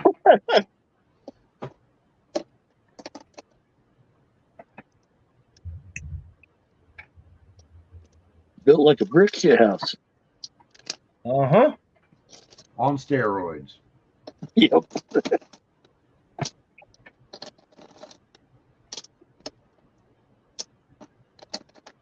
Hey, those aren't too bad. I've dated a girl that was built like a damn bus before. Holy shit. Get yourself I up, never big dated girl. one like that. I woke up with a Mack truck a time or two. She wasn't. They She were. wasn't like a fat Greyhound bus. She was a built fucking Greyhound bus. They were incredibly ridiculous and absolutely hilarious. And because of today's, whatever you want to call it, ain't no way in hell those Woke ass bullshit. today. Yeah, woke ass bullshit. That's Mhm. yeah. Dude, Mhm. That's what makes the old movie so funny. hell. Ain't no way in hell those movies would be made today. Oh, can you imagine them doing Blazing Saddles or History of the World? You're funny. The King. I'm surprised we can still get them on DVD. Well, Yeah. Right? actually, Mel Brooks did last year did a new History of the World movies. They're on Hulu. They didn't go out in the theaters. They went straight to the streaming. Yep, it sure did. Another good couple of really stupidly funny movies are all the Naked Gun movies. Yes. Yeah. Yeah. Those are fucking. Me and my dad love watching those fucking movies. Is this a bust? Yes. And a mighty impressive one, I might say. What was the one where you had the whole throughout the movie you had the hots for that one blonde, and they don't. It's like the shadow is all you can see. She's like taking her dress off, and when she starts pulling it off, all you see is the shadow and the boing sound effect. When she pulls the fucking dress off, he runs out there puking and fucking hurling. And then, of course, you can't forget Austin Powers. Yeah. Yeah. Oh, Wouldn't be able to yeah. do Austin Powers anymore. Oh yeah. I got all that on DVD. Hey, baby. Does my hair make you horny? Are you Randy, baby? You want a shag? Oh my god, I got those movies on fucking VHS tape upstairs. I fucking love those Damn, you don't movies. even know what the hell a VHS tape is, Jimmy. I used to have I had actual cable running into my room. I had a VHS tape and DVD player. Oh wow. That's all I had in my room for a long time was a VHS tape and a DVD player. Jimmy been raised right. Exactly. Yeah, I didn't have TV. I didn't have actual. The only working TV in our house for a long time was living room TV. Did your parents make you do the remote? The Get up and what? change that channel. No, my dad always had the remote in his lap. Yeah. Now, see, So Yeah, Jimmy's I know what I'm talking about. Flick it to something else and they get pissed. Get your ass over there and change the channel. Turn it to 3. No, turn it to you 9. don't understand. We grew up, we were the remote. Yes. Yes. We had to go over to the TV, turn it up, turn it down, change the channel. Sometimes There and might to go still be one in my antenna. basement. Yeah. What the fuck? For a long time in my brother's room, he only had one of the old ass brick TVs that was only that had the VHS tape player built into the fucker. I think it's still over here. He had one of those in his room for a long fucking time before we gave him an actual TV. I had a beta player for a long time. Yeah. Hell, I'm willing to bet Jimmy knows what a cassette tape is. Yep. I got a bunch of my dad's old ass cassettes up in my room. Do you know what an 8-track is? Yep. I know what an 8-track is. We don't have any. But I know it. We don't have any 8-tracks. Who remembers the beta players? Yep. They were better Here's machines the than the VHS. Yeah, they were better than the VHS, but more people got the VHS. The beta just kind of went by the side. Because you know why? Well, I had a Because beta porn player. came out on and 50 VHS tapes. That's why. I had a beta player and 50 porno movies on beta. All right, Marcy. I lived 12 miles north of Fort McClellan. All right, later, Marcy. Have a good night. Night, Marcy. Not Marcy.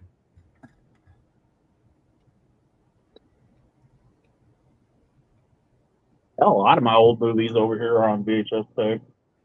So we got a discount store not too far from the house, and you'd always pick up the old movies on VHS tape for like $1 or 50 cents or some shit. Well, My see, mom got me a fuck ton of those old movies. Remember when the My cassettes junior- used to take and unwind themselves, and you had to sit there with a pencil to wind them back up? Yes, sir. Yes, sir. my junior and senior year of high school, we lived in Jacksonville, Alabama, which we were 12 miles north of Fort McClellan. And then, of course, Jacksonville was, that's where Jacksonville State University's at. So there was a lot of, in fact, right in front of Fort McClellan, you had Blatzel Gate, Summerall Gate, Middle Gate. There was at least a dozen pawn shops right there just on the other side. And you go, because, we got soldiers rolling in and out of there every 3 years, plus the basic training and A school graduates. So there was all kinds of stuff around there to buy. Oh yeah, because it's easier to sell it off and buy new stuff Right. when you went to your next place. Because generally, when you did your bid at Fort McClellan, your next, you got sent to Germany. Well, Yep. you're not boxing all that shit and sending it over there. No. You're buying all that shit over there and bringing it home with you. Right. They bought better stuff and brought it back. That's Yep. why I had a badass reel-to-reel there in my garage, barn garage, there at my mother's. Everybody's, what are you doing with a reel-to-reel? I loaded up. I had 8 hours worth of badass music. Yeah. And I didn't have to keep changing the tape. Yeah, I remember when Was it at Huntsville, Alabama for Redstone Arsenal? Yep. Took in right just after you got off the post. There's a sign there that says "Ignore the soldier and he'll go away." Well, they when I bought that beta player, I bought it because it was just cheap. And they say, we got a bunch of beta tapes, but they're not labeled. I said, what do you take for them? He said, well, there's 50 of them. I said, I didn't ask how many there were. I said, what would you take for them? He said, you give me $10 for all of them. And I think I give 10 or 20 for the player. Sure. I took them home, and I'm like, mind you, I'm living at home with my mother and stepdad. But I did have a TV in my room. I hooked it all up. I put one of them beta tapes in there. Wow, chicka, wow, wow. I'm like,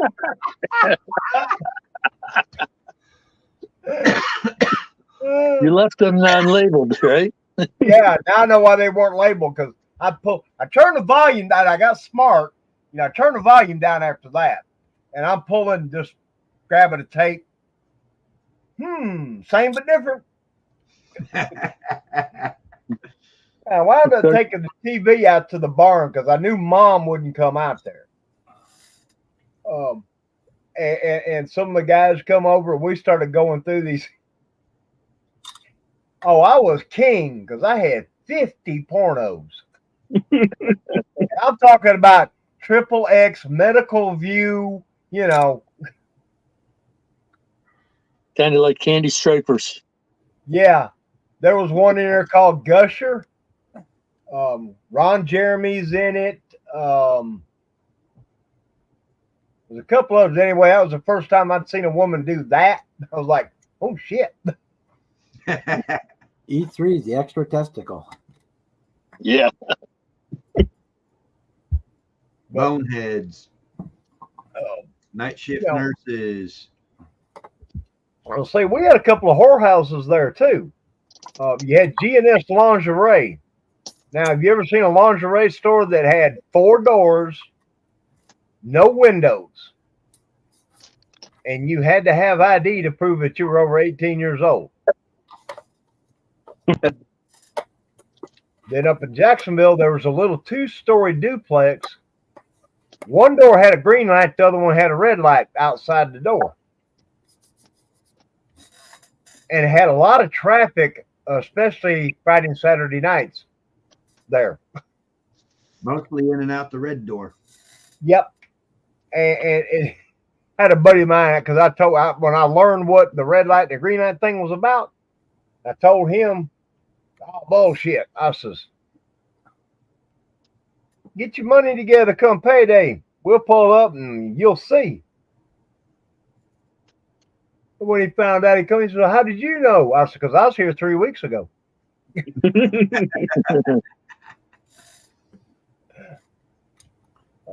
But, you know, I mean, it was a military post. And Fort McClellan, you know, had the biggest chem school. So, you know, we had a lot of soldiers. Yeah. Well, it's like a little small town area that I mostly grew up in between Elgin, Oklahoma and Lawton, Oklahoma. When I was in Elgin, I was on the impact side of Fort Sill Artillery Range. When I was in Lawton, I was on the firing side of the artillery range. And Fort Sill at the time was basic training. It was also the MOS for artillery.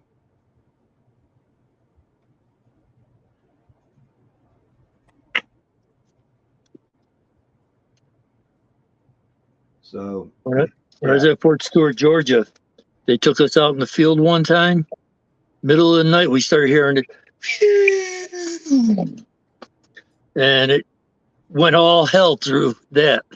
Took and find out they put us on the wrong range, on the wrong bivouac site. Yeah. And they were throwing artillery over our head. Lovely. They got them to stop, and we had to pack everything up and get the hell on out of there. Of course, Thank God, now I know why people die of friendly fire. Yeah. Friendly fire is an oxymoron. Incoming fire is never friendly. Right. It's indiscriminate too. Very. The Army brats that came off Fort McClellan, you know, they had the choice what schools they could go to in the area there in the county.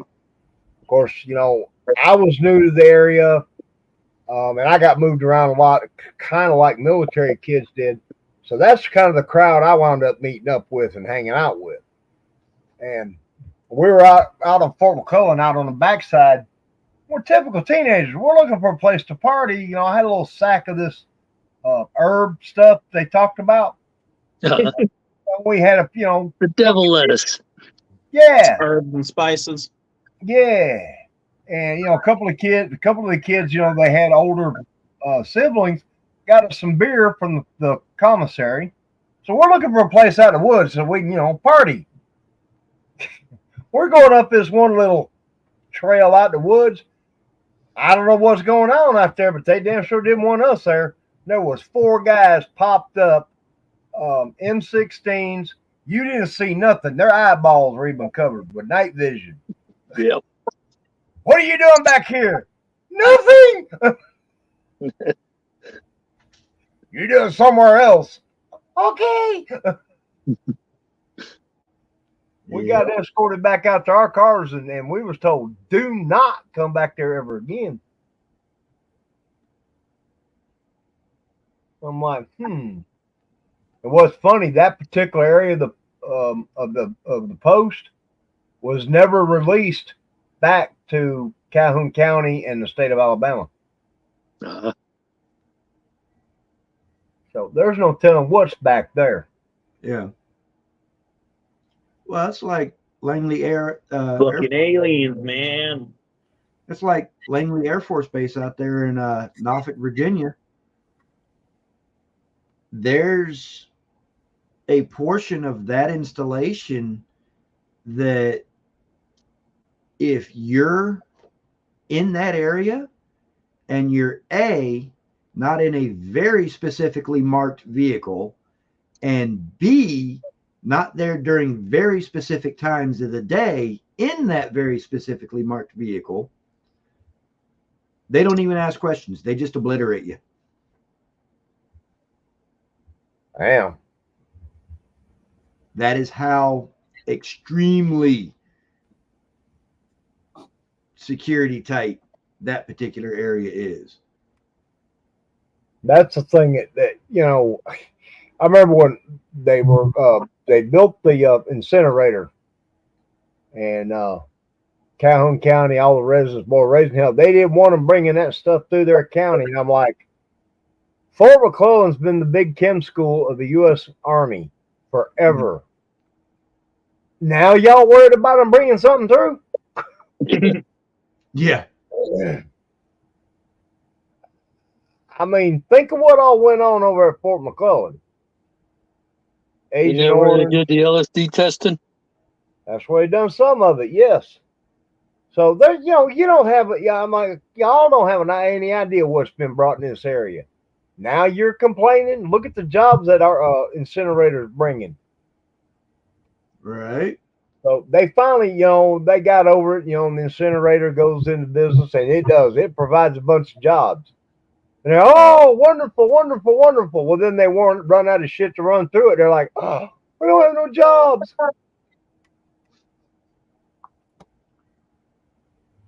They knew for 6 years the post was going to close and didn't do nothing till after. They're like, oh no, what do we do now? Yeah. And they kept saying, oh, they won't never close it. They won't never close it. Never say never when it comes to a military base. Exactly.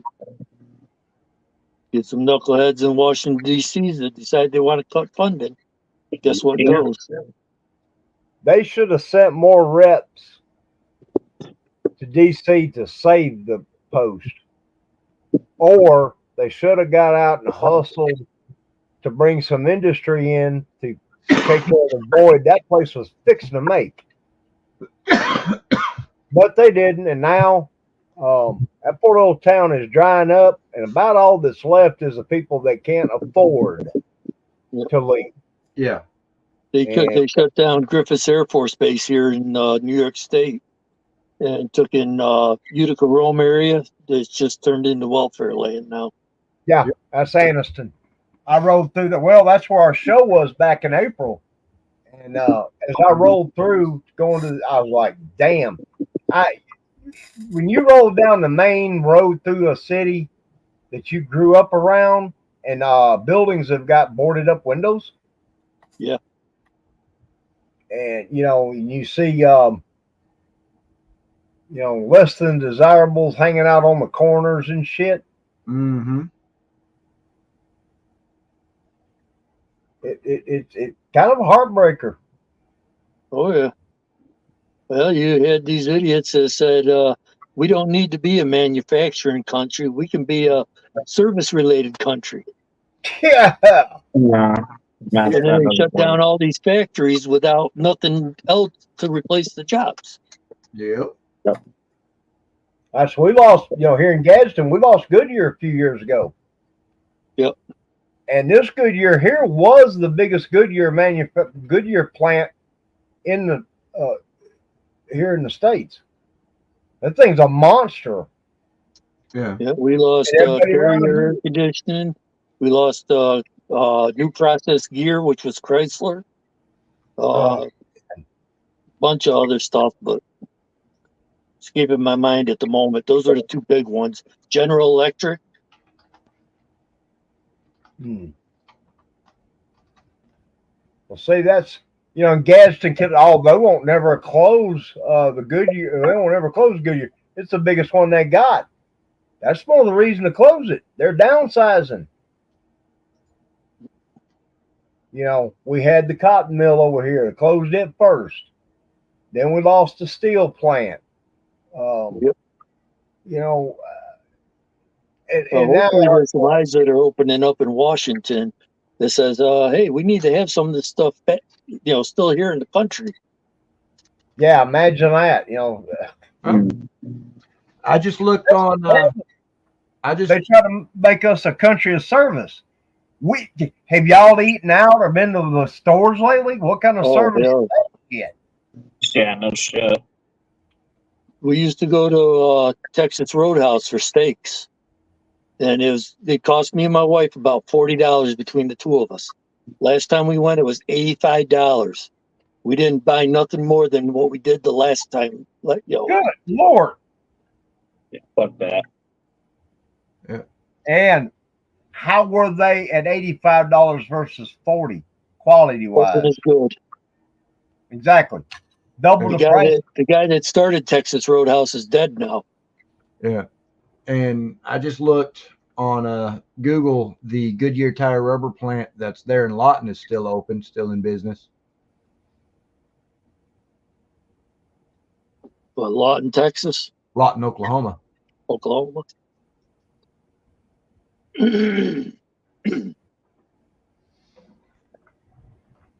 Yeah, they Shit, even That's- gas.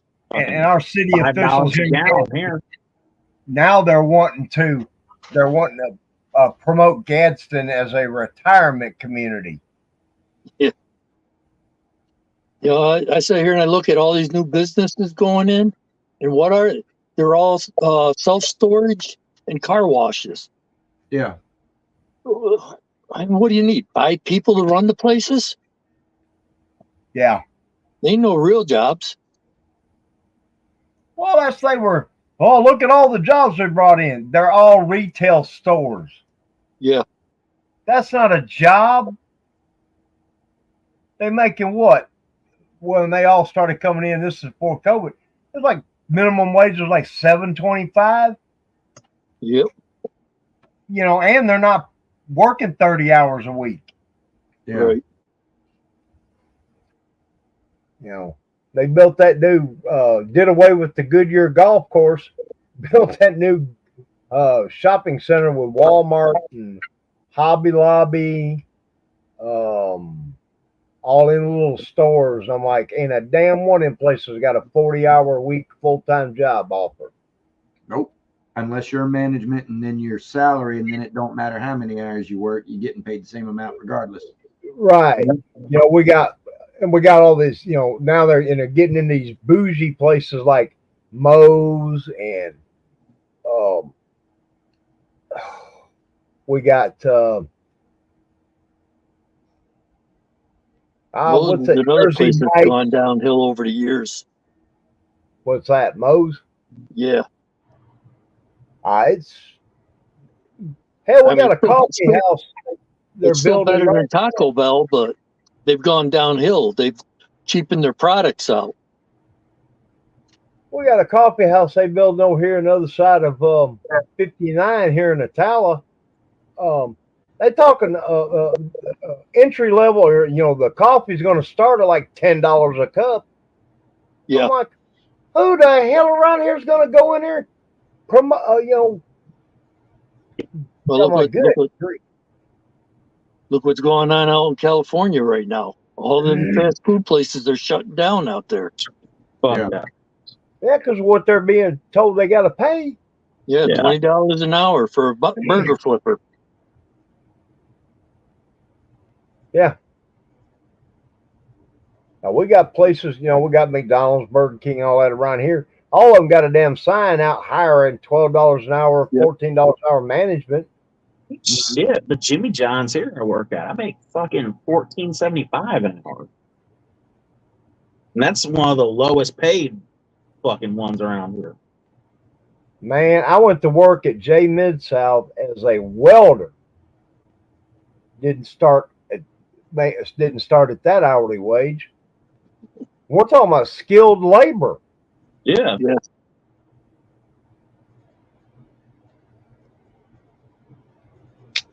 Well, gentlemen, I gotta get on out of here before I pull a Jimmy. All right. Yeah, good night. Oh yeah, hell, I got to go myself. I can feel the eyelids getting heavy. Yeah. Y'all have yourselves a good night now. All right, see you, too, Chuck. All right, Chuck. Yeah, I got to bounce out of here myself. I didn't realize it had gotten this damn late. Yeah.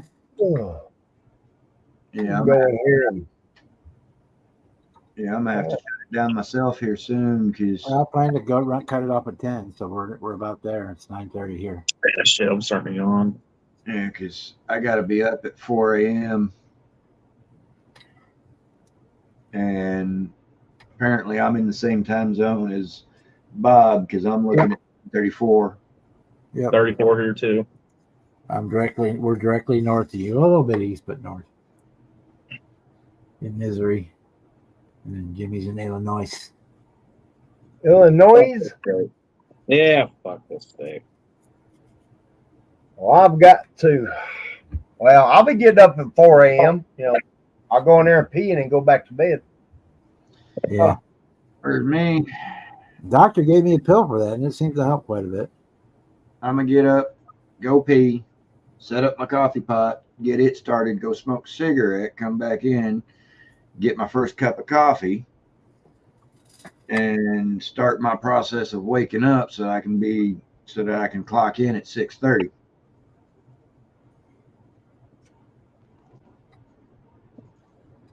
Well, let's see. I think that's what time I go to be. I'll be out in the shop probably about 10 a.m. tomorrow, but that'd be the earliest I get out here. Yeah, I'm still fucking Hang on. used to getting up at 6 o'clock every morning for school. Every day at 6 o'clock, fucking eyes open. It depends on how much sleep I get till 3 tonight. o'clock, 6 o'clock, right at the dot. Be right back, fellas. I can't wait for this one. Okay.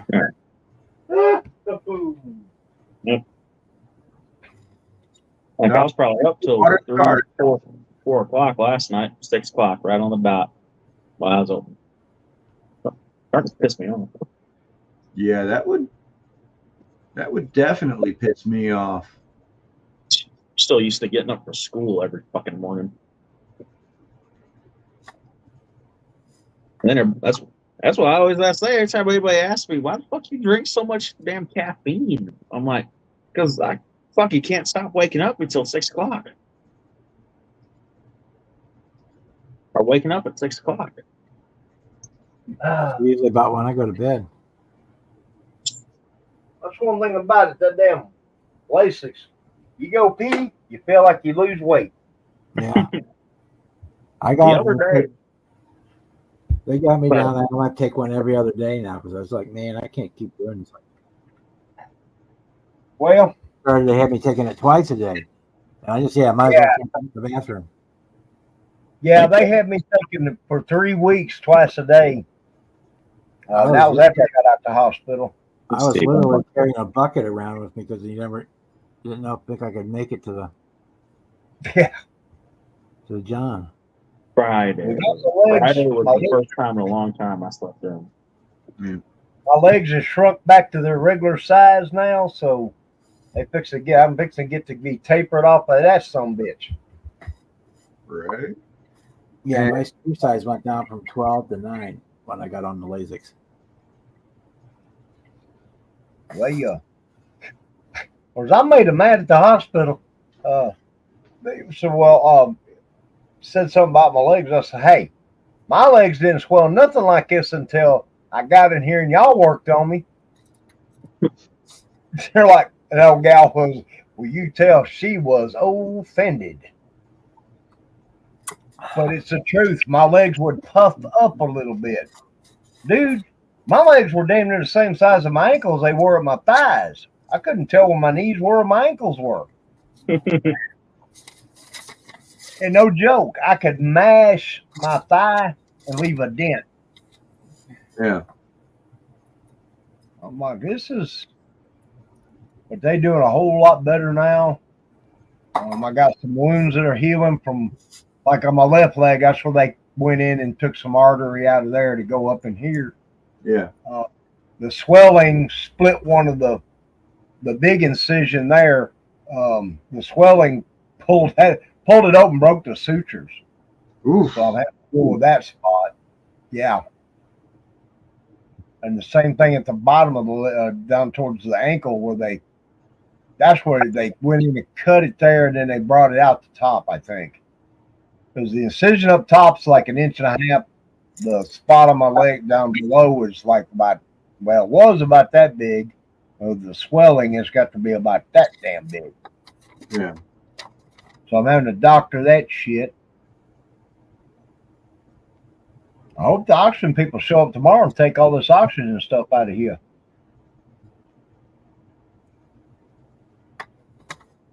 Up and down. I got my color back. Feel pretty decent. Now I run out of steam real easy, but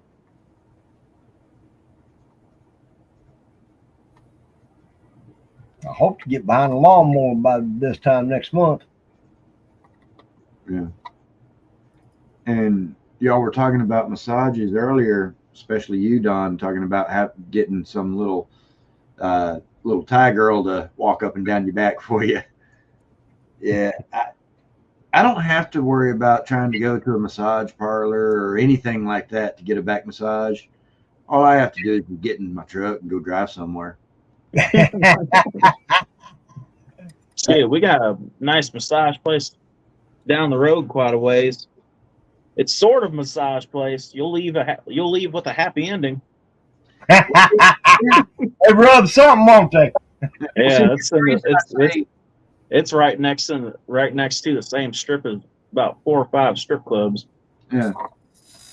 Well, see, I come up to visit. I know where we going. But the reason I say I don't have to go to a massage parlor, I just get in my truck and drive somewhere. I've got 2 10-inch subwoofers driven with a 675 watt amplifier, and I have a 12-inch subwoofer driven on 350 watt amplifier.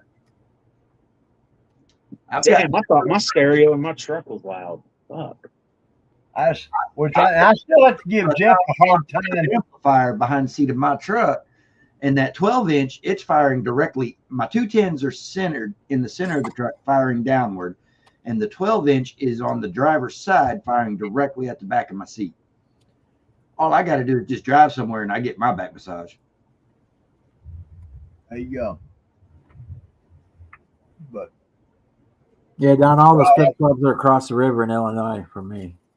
They don't have. I got one that for a semi-healthy man, I got one walking distance from me. I mean, it's a mile. Yeah. It's called the Gentleman's Club. It's right here. Then you got the racetrack gas station, then Waffle House. And and there's 2 motels across the street from the place. Can you figure that all out? You don't want to go to the ones I'm talking about. Me and there's a big clearing in the woods right by one of the clubs. And me and my buddies always used to go back there and fuck off. And from that clearing in the woods, peeking out through the trees, from across the damn road, through their parking lot at the door of the place, I could see the damn shit on that girl's mouth. Fucking bright red. Hey, I got talked into going over to because we got 2 here. There's 2 in Attala, and 3 in the county. They're all owned by the same guy. You have the Gentleman's Club, you have Babes, and you have Foxy's. Foxy's is right out at the Etowah County, Marshall County line, and it's out kind of out of the country. So you get some country girls out there. They got some decent talent. Now, Babes, that's one step shy of the retirement home for them. Those are the Tuesday night strippers, right? Yeah. They have to roll them up and tuck them, you know. And when they smile, their smile looks like a rotted picket fence. Yeah. Jimmy's going, shut up, my stomach's starting to turn. Nah, I just ate, motherfucker. Right. Hey, we went there one night and I looked at the old girl and says, hey, can I smell your? She says, well, no. I said, oh, it must be your feet.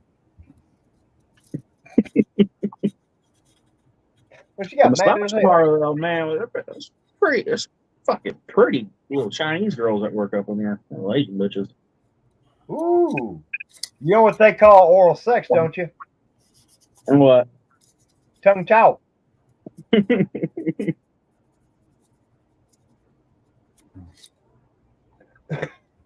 I was pretty little when we drove by that place. Me and my dad we drove by it on the way to something else, and we seen a bunch of the girls going in. And I swear to God, that whole fucking hour and a half car ride, my dad had me believing their eyes weren't the only thing slanted on a Chinese girl. That tells you how little I was. Now it's the same direction. I don't know now. Yeah, the other smile is just as vertical as any other girls. Yeah, they go up and down. Every time they go down the slide, they go.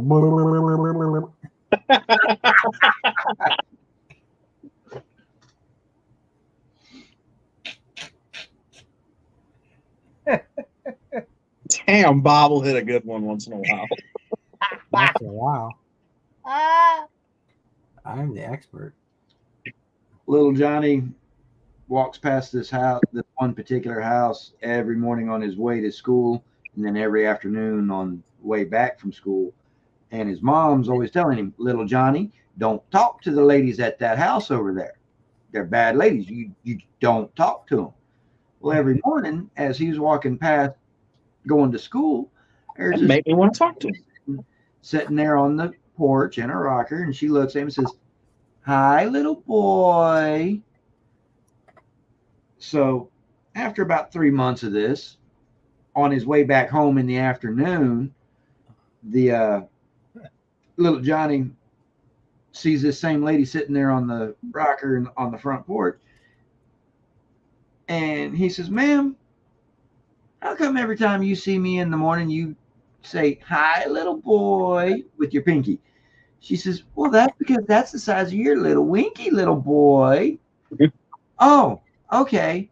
In that case, hi, nice lady."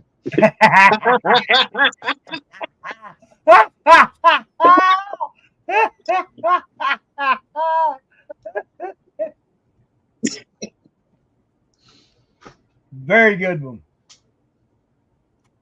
I have to share that with a few people.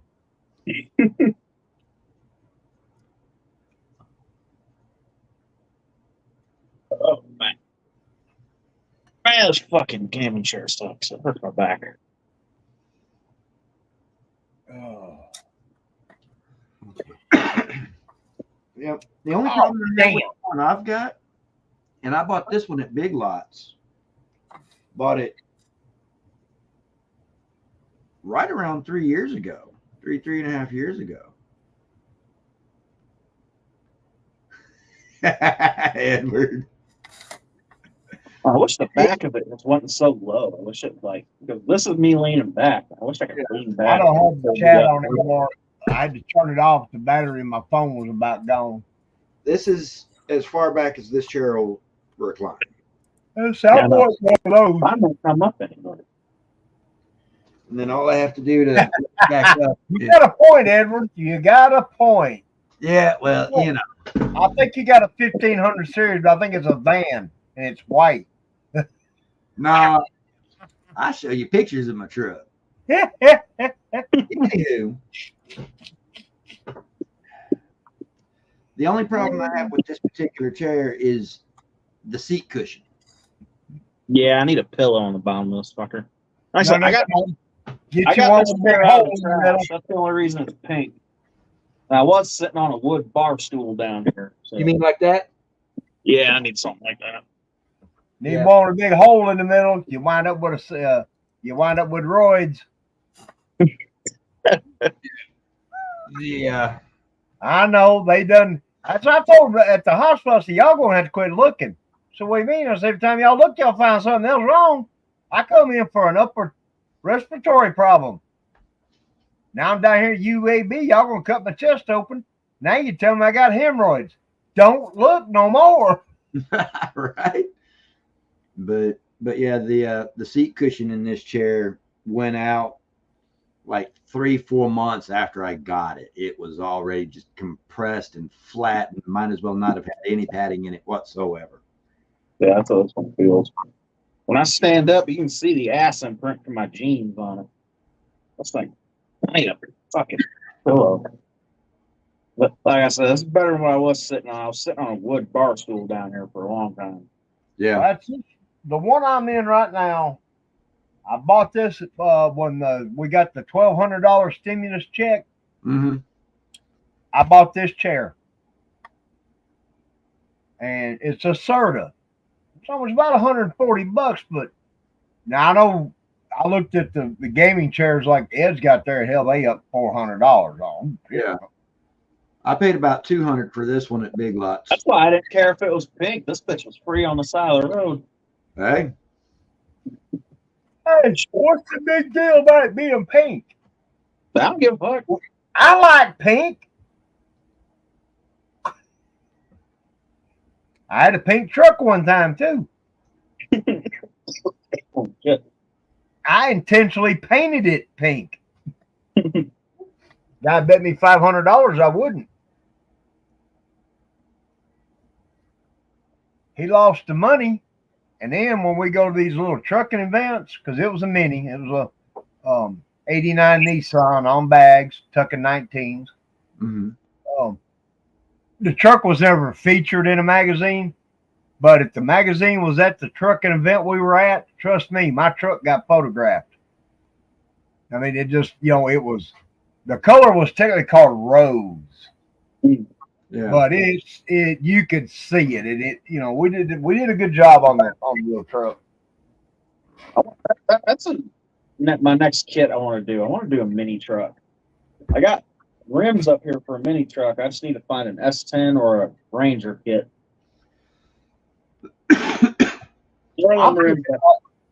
Maybe do a mini out of this D50 I've got. The Dodge. My dad got me these. He thought I had an S10 kit to put them under, so he got me these one year for Christmas. He said they were butt ass ugly, but I know you love mini trucks, and these are some butt ass ugly mini truck wheels. Yeah, I'll go along. I agree with him 100%. They look good lowered up on a mini truck, little S10 or a Ranger. I just need to find an S10 or a Ranger kit. I have that set somewhere. Yeah. I got news if for I you. stripped them of their chrome or if they're still chromed yet. I think that said I stripped of their chrome. Those wheels, when those were brand new, I mean, everybody was buying them, I hated them then. Yeah, well, that's what these were with Pegasus rims, and then I stuck them in a fatter white wall. Yeah. Well, I'm talking about, when that style of wheel was out there. Yeah.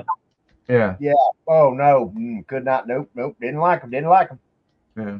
I don't mind them. I think on a mini truck, they look good. On anything else, no, you're done at. Which I'm not big on chrome wheels anyway. Put those on a Camaro, and they actually mock those up in a Camaro body, and it first generation, second generation, third generation, or current generation, they look good. The only reason those don't look good on the current gen Camaros, they're too small in diameter. They're not big enough. But I've got the Foxy Box van, the same one that Jess had built, and instead of building it high-rise 4x, I'm gonna lower it back down to factory ride height, maybe a little bit lower. I'm gonna put these on it. Oh, sweet. Yeah, they're Pegasus, but I'm gonna put these on it and build it kind of pro touring style. And Saturday, my dad and I watched Corvette Summer. like just did the back doors, but I'm also going to open up the front doors, and I'm going to open up the side slide door too. It'll be fun. That slide door. Done got the itch to build a van. See him Vanessa's van. Mm-hmm. We'll do something like that. Build a big old shaggin' wagon. Yeah. Yeah, kind of do like Jess done. I'm gonna overdo the fur inside, but the disco ball in hers was cool, but the dance floor was even cooler. Oh yeah, those were freaking. That's why I'm sending her this trophy. It's bullshit. She didn't want a trophy of that fucking show. You missed a whole lot, Mini Mike. A whole lot. When she told us that, me and Sarge had a plan to drive up there and go get her a fucking trophy. Y'all get too caught up in that trophy bullshit. Yeah, I don't give a shit if I win or don't. If I do get one, great. If I don't, that's fine too. Yeah. Well, it was more the fact was from all the photos and everything she had at that show, she had the best one there. But the only people that got awards and shit were the people that were in their little clique model club, and that's what kind of pissed us off. Yeah. Well, I mean, that happens. That's part of it. You got I mean, I'm not, look, I'm not defending what that club done because I know it's bullshit. Yeah. But if you're going to take a model and put it on the table, you need to be prepared for that very shit like just like that. Yep. The buddy system, politicking, it's the same in the little cars, just the same in the big cars. Yeah. Yeah. Go to a 1-to-1 car show and go to a 1-to-1 car show where you're not a member of the car club clique. Put your car in to be judged and see just how many medals you don't go home with. That's the big joke over at Johnson's Hot Rod Shop here in town was I was the jinx. They went to Detroit going for the Riddler. The first 2 times they went, I went with them because I was working there. We got a grade 8, but we didn't get the Riddler.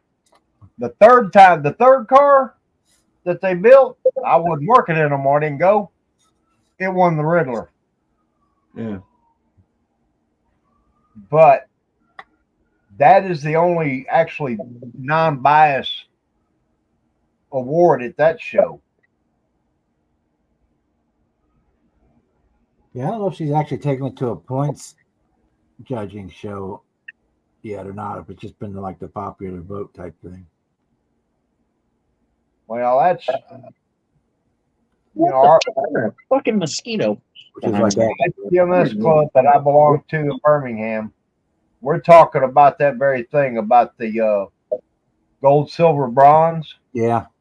Versus first, second, and third. Yeah, I prefer those. Yeah, I remember going to all these contests against somebody else in the 80s and 90s, and it was you walked around, shaking your dick because you got first place over this one over here, and I'm as guilty as anybody. I'm definitely not pointing the dirty end of the stick at nobody but myself because I got to be kind of an asshole. Yeah. And I'm not. 2001, I went to a show, carried all my stuff in. I got cars out on the contest table, paperwork's done. I'm out walking around, and these 2 guys, young guys from Boaz area, one of them looked and says, "Oh, damn, Don's here." I'm like, "Yeah, what's up?" "Well, we ain't gonna win nothing today." Okay. Pulled all my cards, all my slips. Told the host club, I left. I told the host club, I said, "Y'all keep the entry fee as a donation. I'm out of here." This is the last contest I ever put anything on the table for.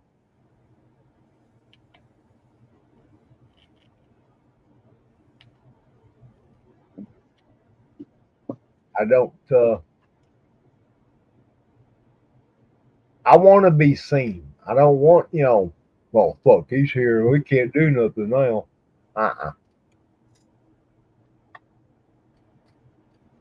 And now, I don't do any plumbing, no wiring.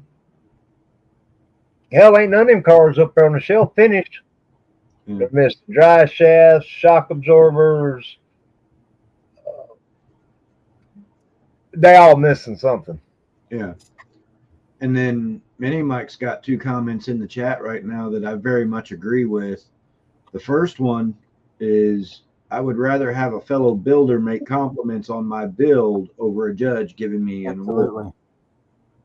Yep. Yeah, that one right there. That's what I like to do. I wander around the show, and if I try to actually eavesdrop a little bit on people talking and see if they're talking about what I built. Yeah. I get more enjoyment out of that. Or saying, "Yeah, this is what I did. This is how I did that." Yeah. I can guarantee if I popped into a show, and I didn't know any of y'all from YouTube, but seen Bob's stuff or something there. Yeah, I'm gonna strike a conversation with you, and I'm gonna tell you, you get a whole lot more compliments than you do trophies, no matter how good a builder you are. Yeah. Yeah. and they're easier to take care of. You don't have to dust them. They're all just stuck in Ziploc bags under the table. There you go. In fact, I score them. I don't even know where they're at. I was looking for them the other day. In those conversations, I've met some really cool guys. Yeah. And then Boston Buds just put in a comment, says, "You're right. I'd rather an unasked compliment than some bought and paid judge." Well, the old saying goes, if you need a trophy to validate why you built it for the wrong reason. Yes, sir. I mean, it's like, yeah, I'm going to be putting as many kits as I can manage to get finished and ready and all that on the tables here at for Space City Shootout here in July. Yeah. And yeah, I'm putting them out there to be judged for possibly getting an award, but that's not what I'm building them for. I'm building them because I want to build them. I'm building them the way I want to build them. I'm detailing them the way I want to detail them. I want them to look the way I want them to look. I don't give a damn what this judge or this person or that person or anybody else thinks of my builds. I don't build to please Joe Blow or Yakety Shack or whomever. I build to please me. Well, that's the whole deal. You know, I've said in my videos, build a model for yourself. Exactly. It's your kit. Build it your way. Right. You bought it or it was a gift to you, so it's yours. Exactly. I've had people, well, you should have done this or you should have done that. Last time I checked, my mama done passed. My daddy's in there, and God ain't died. So why are you saying what you saying? Yeah. All right, Edward, when you strip the chrome and there's that layer of varnish like you're talking about, that's generally a lacquer that the model company or the manufacturer will apply to the part before coat. It gives the chrome plate and something to stick to. Yeah. Yep. And you are correct. It is very, very difficult to get it gone. Sometimes bleach will get rid of it, but not always.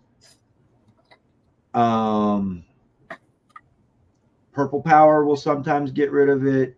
Oven cleaner, the spray on Easy Off. But with those products, you do have to be careful with how long you leave the part in the product, because you leave it in there too long, you're not going to have a part left. The best two things I found to take the clear off of the part, LA Awesome and Easy Off oven cleaner, not the Equate brand, the name brand Easy Off. Yeah. Easy Off, you've got to rinse regularly till it gets it off, because that stuff dries on it, and then you need a hammer and chisel to get the Easy Off off. Yeah. Now the LA Awesome's a little slower. Just gonna let it soak. It will not eat the part up. I use it to strip chrome, strip paint. Sometimes it's off overnight. Sometimes it's a week.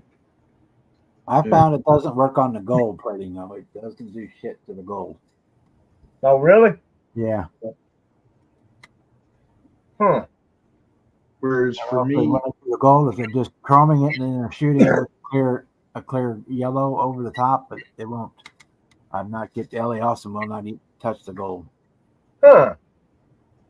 Yeah, and I'm picking up that exact same kit in a couple of days. Trading some video game stuff for 20 kits. And when I want to strip chrome, generally what I'll do is I've got this airtight locking Tupperware dish that I Yeah. keep in, and I just pop the locks on it, open it up, toss the part in the bleach, put the lid back down, hit the 4 locks on it, and I walk away from it. Also, something to keep in mind with these various cleaners. The LA Awesome's not an issue, but the Purple Power or the Super Clean, do not use a translucent or semi-translucent container. Natural light or even artificial light will break that stuff down. Yep. That's why it comes. That's why Super Clean comes in a purple jug, and the Purple Power comes in a white jug. Yeah. See? It blocks out all light. And that's why, because you don't, that stuff will separate. Get I this think we crap got stuff going on. Here over here. I got a strip. But I've been real satisfied with the LA Awesome. It's a little slower than Purple Power or Super Clean sometimes, but I've had better success overall. It gets down, cleans a lot better. Yeah, on a Chrome it works great. Sometimes it takes 5 minutes, 6 minutes, and it's And I use it to clean my floor. I use it to clean my desktop.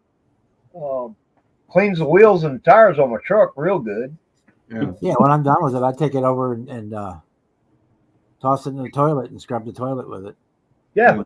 The My stuff that clean my rinse bucket for the 3D printed parts, I put a cup of it. I use 3 gallons of water and 1 cup.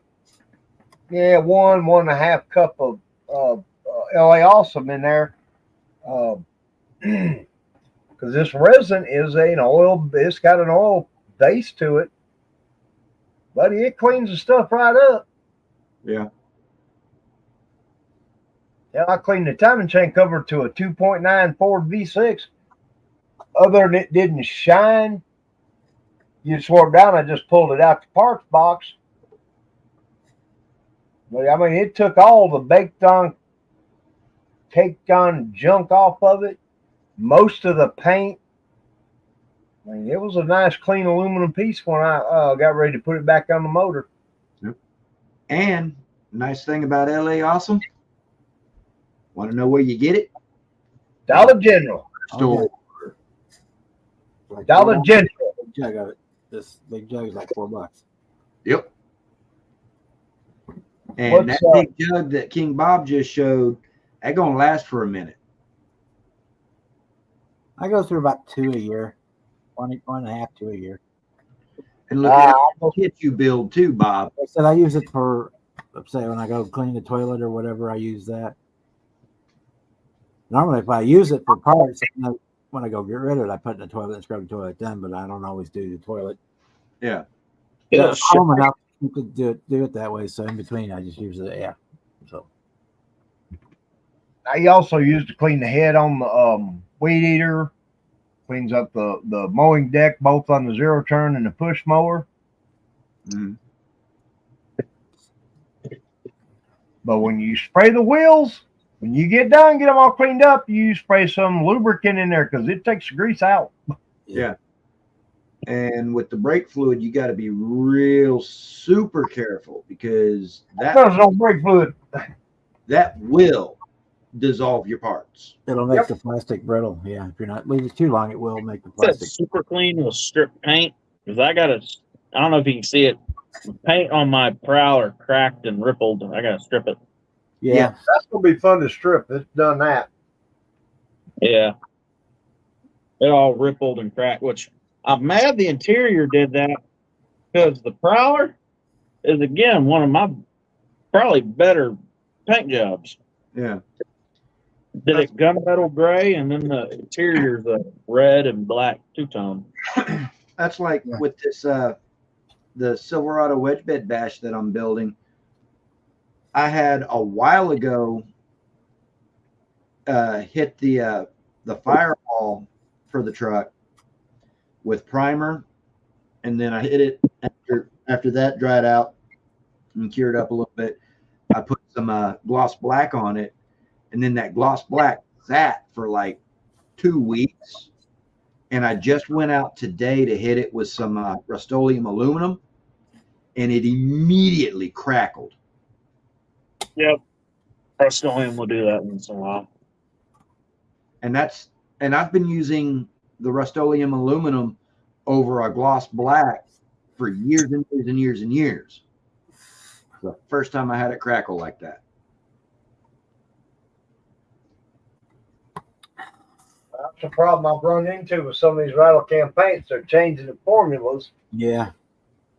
Man, It's different. You can't really spray Rust-Oleum over other Rust-Oleum paint. I used to get great paint jobs with this Rust-Oleum lacquer, but lately it's sucked.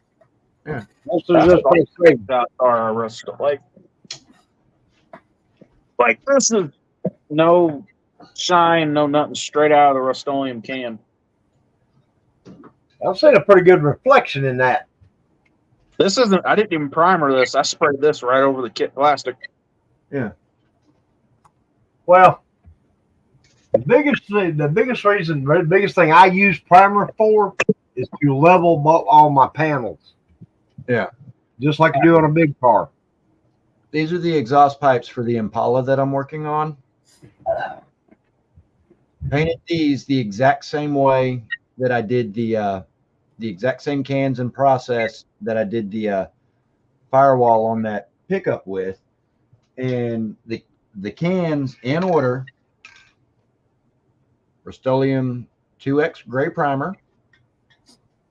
After that cures out, 2X high gloss black. After that cures out, 2X metallic aluminum. This is the exact same can that I did those exhaust pipes with, but when I hit that firewall with it, it crackled. Huh. Yeah, this is Rust-Oleum metallic silver is what this one is. I use it for a lot of underbody stuff. Yeah.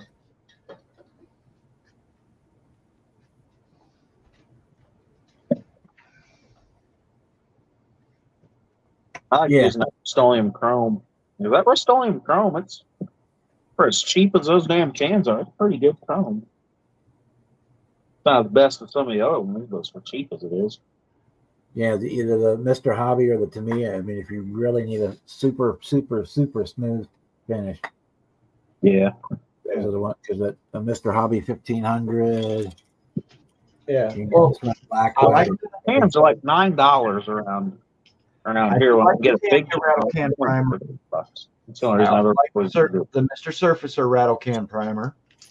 It's just sometimes the Mr. Surfacer and the Tamiya is just a little too expensive. Yeah. Because But for the white, the Tamiya is better. I can tell you that. Yeah. The primer, the Tamiya white primer is better than Mr. Hobby. 1500. It doesn't have the opacity if you need it to be white. Now, because thing is that big can of Rust-Oleum, I can prime a whole lot more models out of that one can of Rust-Oleum than I can out of 2 cans of either the Tamiya or the Mr. Surfacer.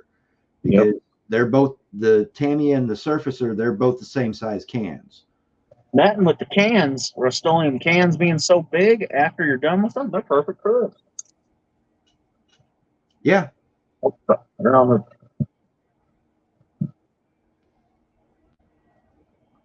But I find with the Mr. Hobby or the Tamiya, you don't use near as much primer that you do with the other ones anyway. Use a lot less. True. It does come out a lot lighter. The Rust-Oleum does come out a lot heavier.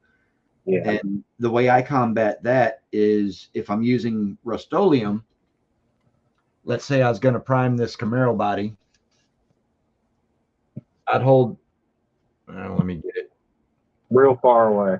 Yeah, I'd hold it real far away and make fairly quick passes over the body. Yep.